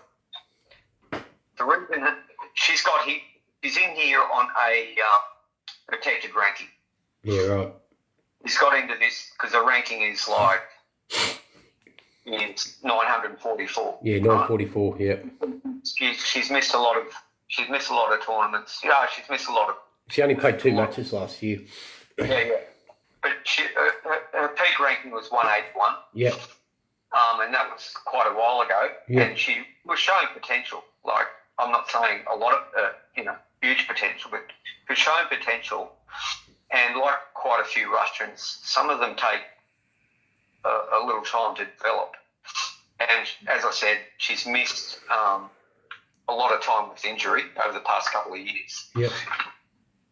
She actually had a wild card into the Australian Open qualifiers this year. Right. I think she went out in the first round from memory. But she'd only played one match in basically 2 years leading into that. So you know what I mean? Yeah. I'm a big believer in you need actual match practice. It's great to have on-court practice with a hitting partner or play matches in practice matches with a hitting partner, but there is no substitute for actual match play. Yeah, 100%. Match play. So she obviously used her protected ranking to get the Australian Open qualifiers. So that's what she's doing here. Plays clay well. I don't know, can she get through qualifiers? I don't know. But she's showing, what she's shown me in the past couple of weeks is playing well. And I've always seen the potential in her game. The fact that she made the final at Kurzemlishka Banja, only last week, suggests to me that she's back in form or she's over her injury worries. Yeah, well, she's actually in the semis again there tonight. In fact, it probably already started or over, I hope. Yeah. No, I think it was a walkover. No, actually, sorry. No, what happened? Quarterfinal was a walkover against Demidova. Right, but it was a walkover. And yeah. I suspect, I don't want to... I suspect that's because the French Open qualifiers are on next week. Yeah, that's what... And I've seen this with a few players in the past few days. Yeah. Right, they're just going, stuff this, I'm going to go and prepare for the qualifiers. Right. Yeah, and if you look so I think that's what's happened. If you look at the lead up before that, she played the Australian Open qualifiers, off for 4 months, comes back, makes the final at Banja, and then gets through to the quarters and thinks, I've done enough. On the French Open qualifiers. She doesn't need the point. There's no points there that are going to help her. You know? It's all focused on let's have a run here at rolling across and try and get through the quals. Right. And before she had that walkover, she beat Caroline Kuzma, 6'4", 6'low. She's a good player. She's a good player. 100%. And she had good results at the previous one there at Barger. So, but here's the thing, right? She played Australian Open, then she had 4 more months off. So you've got to give her some leeway here that she's building up to some form again. Yeah, 100%, definitely. Yeah, definitely. So, under the radar, no doubt. Yeah. Let's see what she draws in qualifying. Yeah, definitely. Okay. Definitely. All right, that's 9 from you for the night. Javan, Efremova, Longley, Maboko, Garland, Valentova, Salkova, Semenstaja, and Astakova. Punters, I'll go up on TWF in the blog with tips from this live. Thanks, Ace, for tonight. Anything else you want to say before I let you move on? No, it's all good. There's just going to be heaps to get through in the next few days, or the next couple of weeks, really. But heaps to get. That's fine, mate. It all makes us money. All right, thanks, Ace. Appreciate your help. I'll talk to you tomorrow. Organise tomorrow night's session. All right. Yeah. All right. Thanks for your time. See ya. All right, punters. Let's pick up the quaddie legs at Scone, which are ready to go. All right, we've done the 455 at York. We'll come back there for the last afterwards. Let's get this quaddie done. We're 3 hours deep. I want to try and keep it to 4 hours this live. Starting to feel like fucking Joe Rogan. Perfect. Yeah, down the bottom here. 2 seconds, I'll get to this quaddie. York 455. Scone 5, Scone 7. Refresh this. Go there. 2 seconds. Go back here. Scone 7. Scone 9. Scone 8. Scone 7. Scone 6. Scone 7. Here we go. All right. This is a Denise Joy listed 1100 metres 3-year-old fillies. Venue, Scone, the Coolmore Denise's Joy Stakes, 1100 meters, listed 3YO fillies.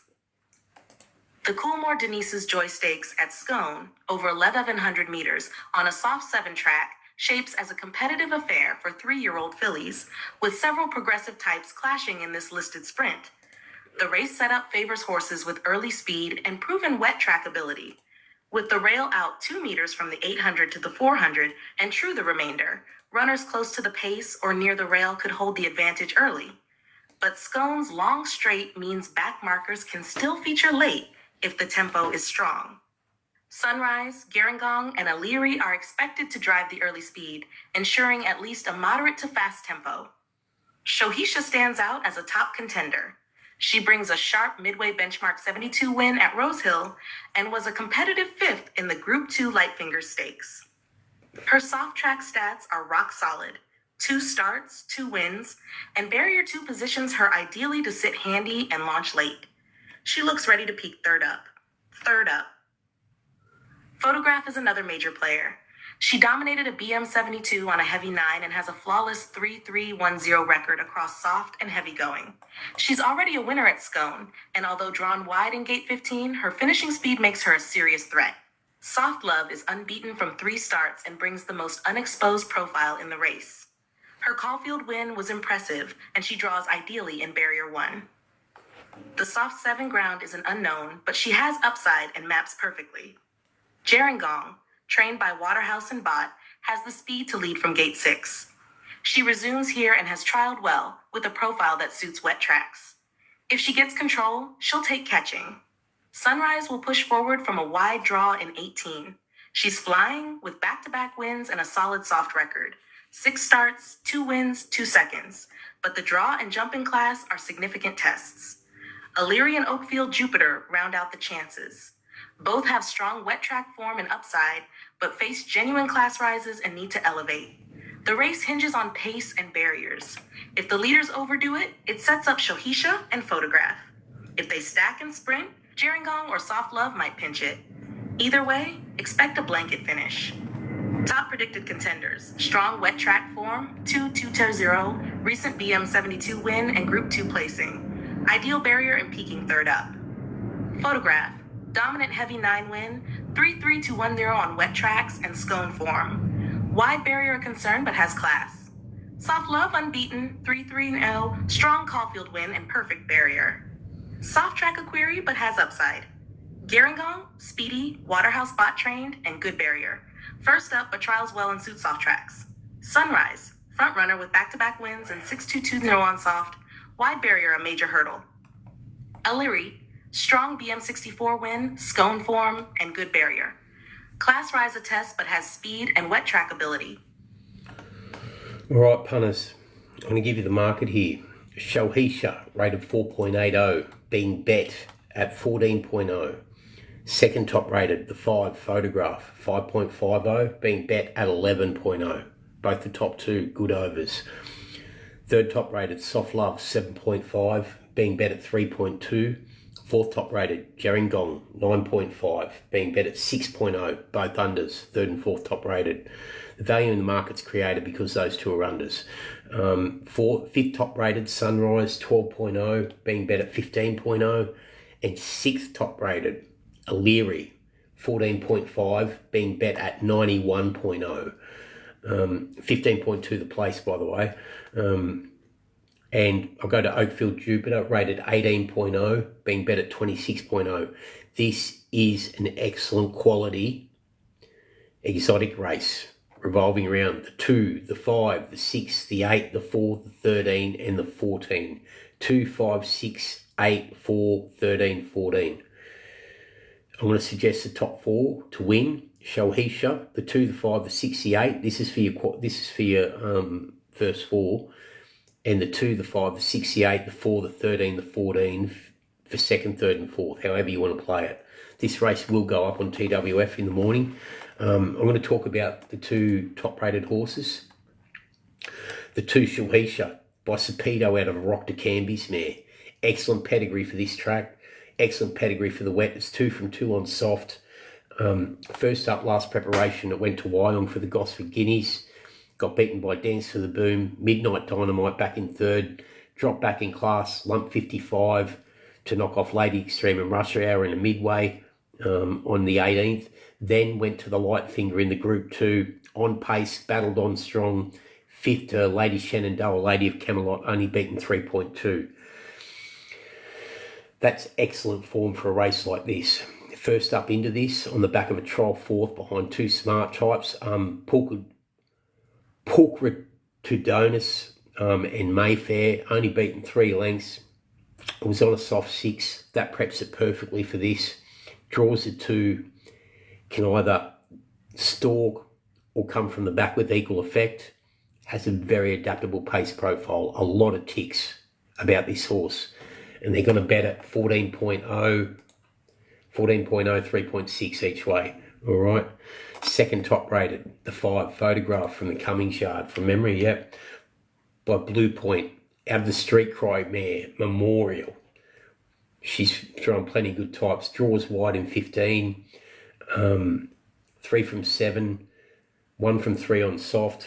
One last time out on a heavy track by widening 2.3 lengths over 1100 at Canterbury. That was first up.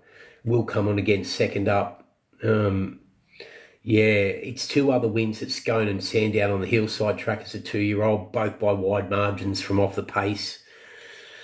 Looks well placed. If it can overcome the alley, it looks like it's going to be the major danger. All right. The third and fourth elect, Soft Love, Gerringong, they're both unders. Maybe worth having a little nibble each way at the 13 as well. Illyri, which is rated 14.5, being bet at 90 to 1, especially if you're going to get 15.2 over the drum. All right. Let's go to Scone Race 8. I'm going to rip through these. I'll cover them again in the morning. Scone Race 8. Listed 1,100 metres. Venue, Scone, Race 8, Emirates Park, Kids Foundation, Hortensia Stakes. 1,100 meters, listed quality, soft 7. The Hortensia Stakes at Scone, over 1,100 meters, is a high-quality listed sprint featuring a clash of proven wet track performers and progressive types.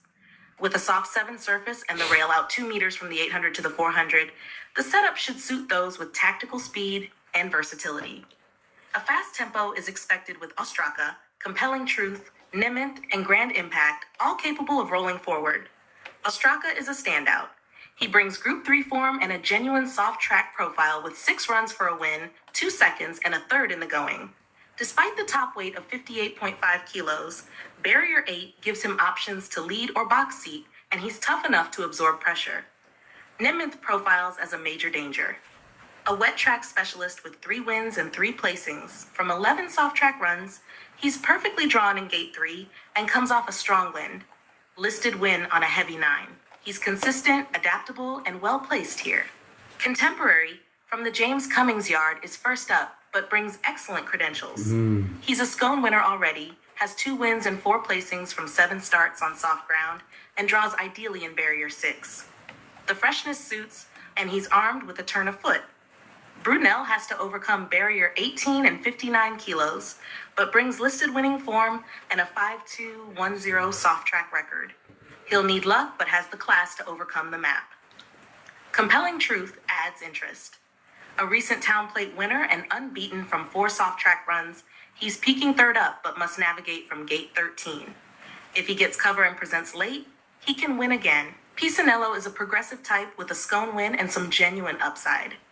His 3-1-0-0 soft record is solid, but Barrier 19 makes life tricky. He's capable, but will need a perfect ride. Grand Impact, drawn in 4, boasts a perfect 3 from 3 record on soft and looks suited by the conditions.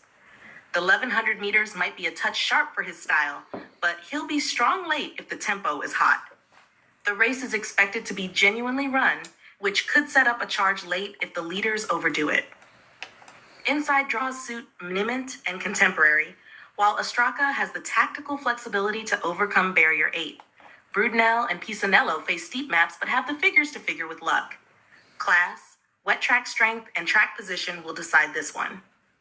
Top predicted contenders. Ostraka, Group 3 placing, 6-1 to 2-1 on soft, and has the class to overcome weight. Will be up there throughout. Wet track machine, heavy 9, listed winner last start, and gets every chance from Barrier 3. Contemporary, fresh, 7-2-2-2-2 on soft, and a winner at Scone. Maps sweetly from gate 6. Brunel, genuine listed horse with wet form, wide barrier and top waiter tests, but can still charge late. Compelling Truth, 4 from 4 on soft, peaking third up, tough draw but big motor. Pisanello, talented Scone winner, wide draw the issue, needs things to fall into place but not dismissed. All right, here's the ratings. Ostraka, rated 5.5, being bet at 9.0.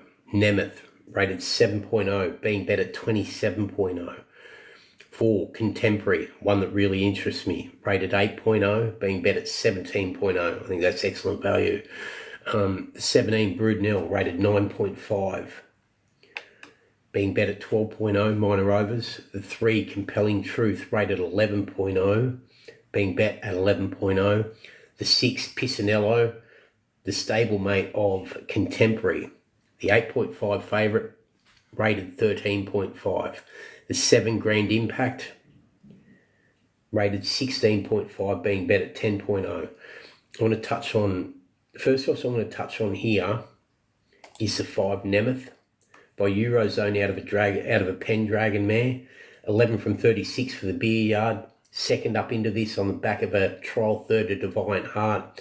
Then went to the Hawkesbury Rush, listed race, tried to make all, got run down by Dragonstone, battled on strong 1 pace, beaten 1.7. If you go back to June, when it knocked off, back in June when it knocked off Iona Merck and Semillion in a listed race at Randwick. 153.5 goes up 2 kilos for that. Second up into this now off a pretty long break, considering its last start prior to its first up effort was in the Wheatwood at Toowoomba. It does look well placed at 27-1. Yes, there's no more upside, but there's not anything in this race with considerable upside. So being rated 7.0 versus being bet at 27.0, 6.5 a place, It's good. It's a decent each way angle. The other one I'm going to touch on is the third top rated, the number 4 Contemporary by Exceed and Excel out of the Street Cry Mare Memorial. Race 7, it's a half to photograph, which is by Blue Point out of Memorial, which we touched on in race 7. So the half brother, Contemporary, as I said, by Exceed and Excel out of Memorial. 5-year-old, 6 from 24 winner for the James Cummings Yard. Ran 4th to Jetta Bill in its first trial back. Then behind Grabini and were laid out in its second trial. Typical Cummings trials. If you go back to the Razor Sharp at Randwick in December, flashing good pass late. 6 of 11 behind Jetta Bill and Peril, only beaten 1.5. Now, if I was to put Jetta Bill into this race with 57 versus 54, if I was to put Jetta Bill into this race with 55 kilos, what price would it be? Answer that for me. Right? I'm telling you, this horse is very well weighted. Contemporary. Gets in with 55.5. They're betting 17.0, 4.3. That's an each way ticket for me, as far as I'm concerned. They're the two I'm going to touch on in race 8. I'll go into it in more depth tomorrow. We're going to go to race 9 now. The Dark Jewel, 1400 metres, Group 3, filly of mares. Venue, Scone, Race 9, Arrowfield Dark Jewel Classic. 1400 meters, Group 3, fillies and mares, quality handicap, soft 7. The 2025 Arrowfield Dark Jewel Classic at Scone is a fascinating Group 3 for fillies and mares over 1400 meters, featuring a deep and diverse field. The track is rated a soft 7, and with the rail out 2 meters from the 800 to the 400 and true the remainder, the surface should play fair. Though if the tempo is only moderate, on-pace runners may hold a slight edge. Early speed comes from Watch My Girl, Cues Likely, and possibly Love Poem, suggesting a controlled tempo that could favor horses with a sharp turn of foot from midfield or worse. Vibrant Sun is the class runner. A Group 1 Australasian Oaks winner, she brings genuine class to the table. She's third up, has strong 1400-meter credentials, and Top rated, Rebels Romance. Just wins the 4th at York. That's 3 from 4 at York so far, lads. her lead-up trials suggest she's ready to peak. The knocks are barrier 13 and the big weight of 60 kilos, but on class alone, she demands serious respect. Written in Code is flying. 3 wins from her last 4 starts, and a recent Group 3 placing highlight her purple patch of form. With just 53.5 kilos in barrier 3, she maps ideally and brings tactical versatility. If she holds her form, she'll be right in the finish. Kitty Rose is the X Factor. Lightly raced and now with the Annabelle Neesham stable, she brings elite UK form, including Group 3 placings. She's suited to 1400 meters, handles soft going, and if she adapts quickly, she could explode onto the local scene. Watch My Girl is an underrated contender. She's been incredibly consistent with a recent benchmark 78 win over 1400 and a strong Group 2 placing prior. Barrier 14 is the issue, but she'll push forward and make her own luck. Dark Glitter is a smoky. She brings strong benchmark form and a Group 3 placing into this, loves soft ground and gets Karen McAvoy, always a positive. Barrier 5 gives her options and she can finish off. Melody again also has knockout potential with proven group level form and a strong effort 2 back. The map suits and she gets conditions to show her best. This is a tactical race. If the speed is solid, closers like Vibrant Sun and Kitty Rose will launch. If it's moderate, Written in Code and Watch My Girl could pinch it near the speed. Either way, the soft 7 adds a layer of complexity, and only those proven in the ground will figure late. Top predicted contenders: Vibrant Sun, Group 1 winner, strong 1400 meter form, third up and peaking. Written in Code, in career best form, Group 3 placing, lightweight, and good barrier. Kitty Rose, elite UK Group 3 form, lightly raced, suited to 1400 meters and soft 7. Watch My Girl, recent 1400 meter win, Group 2 placing, consistent and tough. Dark Glitter, Group 3 placing, strong BM form, loves soft tracks and McAvoy rides. All right. Got something for you. All right. It's just come on the radar while we're talking about that. I'll give you the market for this first. Top rated Vibrant Sun, rated 5.0, being bet at 19.0. Second top rated, written in code, rated 6.5, being bet at 4.8, favourite. Third top rated, the stablemate of the top rated Vibrant Sun, Kitty Rose, rated 7.5, being bet at 12.0. Fourth top rated, Watch My Girl, rated 8.5, being bet at 8.5. Fifth top rated, Dark Litter, 14.5 rated, being bet at 14.0. Sixth top rated, Melody again, 17.0, being bet at 35.0. The three I'm going to touch on are Vibrant Sun, Kitty Rose, and Melody again. The reason I'm going to touch on these three is, number one, the first and the third top rated are both from the Michael Price, Michael Kent Jr., Mick Price, Michael Kent Jr. yard, and they're both good overs. Top rated Vibrant Sun, the top weight, by the Autumn Sun out of Written Tycoon Mare. They go 1400. This one's first up off the back of a trial third to Polka Dunius and Mayfair. That's the same trial that Dingy Bob came through the last race out of. So if it performs to expectations, like I said, just bear with me here, which was, I think, Contemporary, wasn't it? Yeah, I think it was Contemporary from memory. If it performs to expectations, Vibrant Sun is in this up to its ears. The fact that Mick Price and Michael Kent Jr. come here first up off the back of that trial third speaks volumes for me. Prior to that, it ran fifth in a trial behind Fleetwood and I Know a Star. I'll talk about I Know a Star in a second. I'm going to give you a long-range angle on it. So that's the top-rated Vibrant Sun. Yes, it's first up, 1,400 metres. I trust Mick Price and Michael Kent Jr. It's only been to the track 9 times for 3 wins. Hasn't been on a soft track yet, but its two most recent trials are on soft. Its action was good. I think it's ready first up, 1,400 metres. Needs to overcome the 13 alley. The 3. Oh, wow, the 3. No, not the 3. The 5, Kitty Rose, by Invincible Army, the son of Invincible Spirit, out of a Choisir mare, Great Britain bred. 2 from 7 winner in the UK, 3 further seconds. Gets in with 54 kg. Right? Yes, I know, I understand. I just need to look at this again. Hold on. That's a great weight to get in with for a horse that's so well bred. I mean, for a horse that's got such a good Northern Hemisphere record. Comes through a Group 3 second at the Curragh, a Group 3 second at Leopardstown, a listed second in the Henry Cecil at Newmarket behind Al Musmak, who's a very smart horse, lead artist back in third. Ran 5th in its most recent trial behind I Know a Star and Walking Painting, right? But the thing is, I Know a Star won that trial by 7.8, right? It's got an entry for the Kingsford Smith Cup over 1,300 at the end of this month in 2 weeks' time. I'm telling you, if I Know a Star goes to the Kingsford Smith Cup, it will give one hell of a sight. It's currently 15 to 1. You can have a long shot play at that in 2 weeks' time at the 15 to 1. If Kitty Rose comes out and wins tomorrow, that 15 to 1 will not be around afterwards.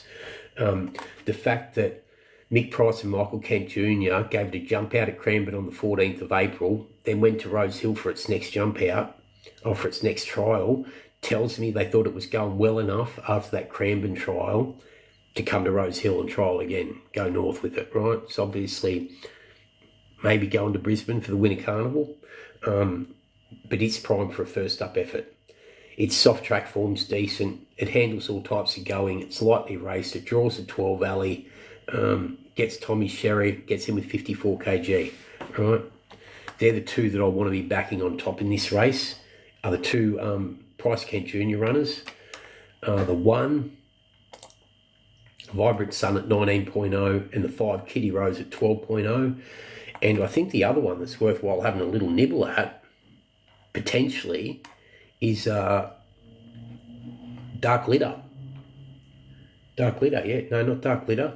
It's Dark Litter. Melody again. Where's it? 35.0. All right, I'm just going to touch on it for a second. The 8. by Your Song out of an authorised mare. Bottom half of the pedigree says it gets 1400 strong. Went to Dubbo last time out. Came from off the pace. Lumped 62 in a 50k BM82. Won in record time.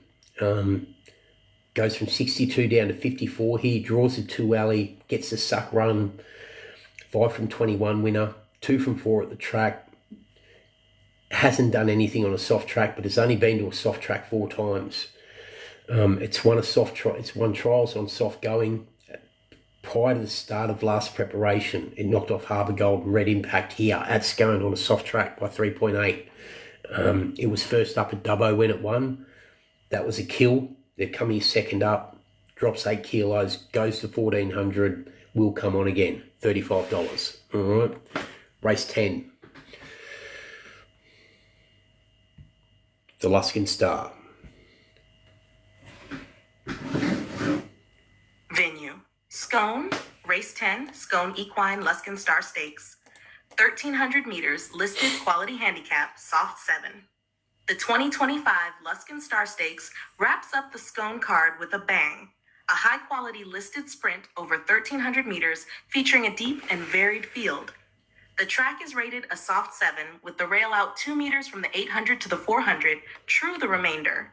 It should play fair, but with a strong tempo expected from Azaya, the instructor, and Winchat. On-pacers who can absorb pressure or closers who can pounce late will have their say.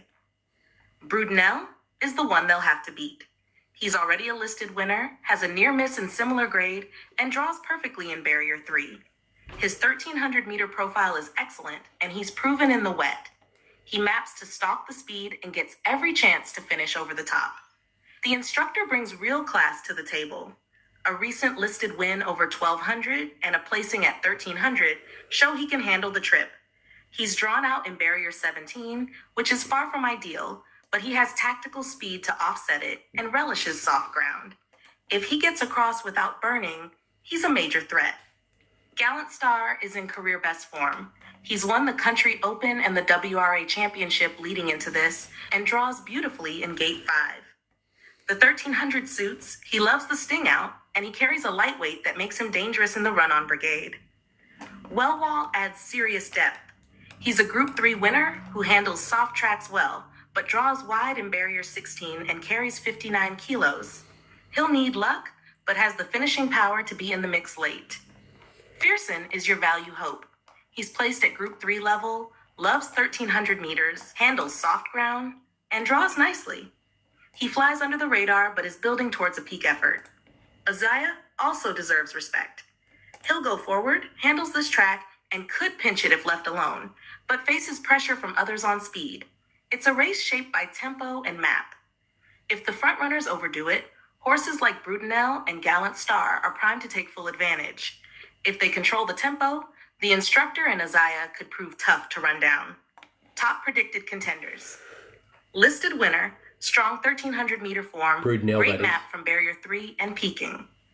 The instructor, classy type, listed form, 1,300 meter proven, but wide draw is the challenge. Gallant Star, flying this prep, perfect draw, loves the trip and ground. Wellwall, group winner, wet track performer, wide draw and weight test his claims. Fearson, proven at the trip and in the going, well drawn and underrated. All right, punters. Ones we're going to concentrate on here. Gee, Brudenell does a well place. He's flying at the moment, isn't he? Brudenell, top rate of 4.90, goes off at 9.5, 3.0.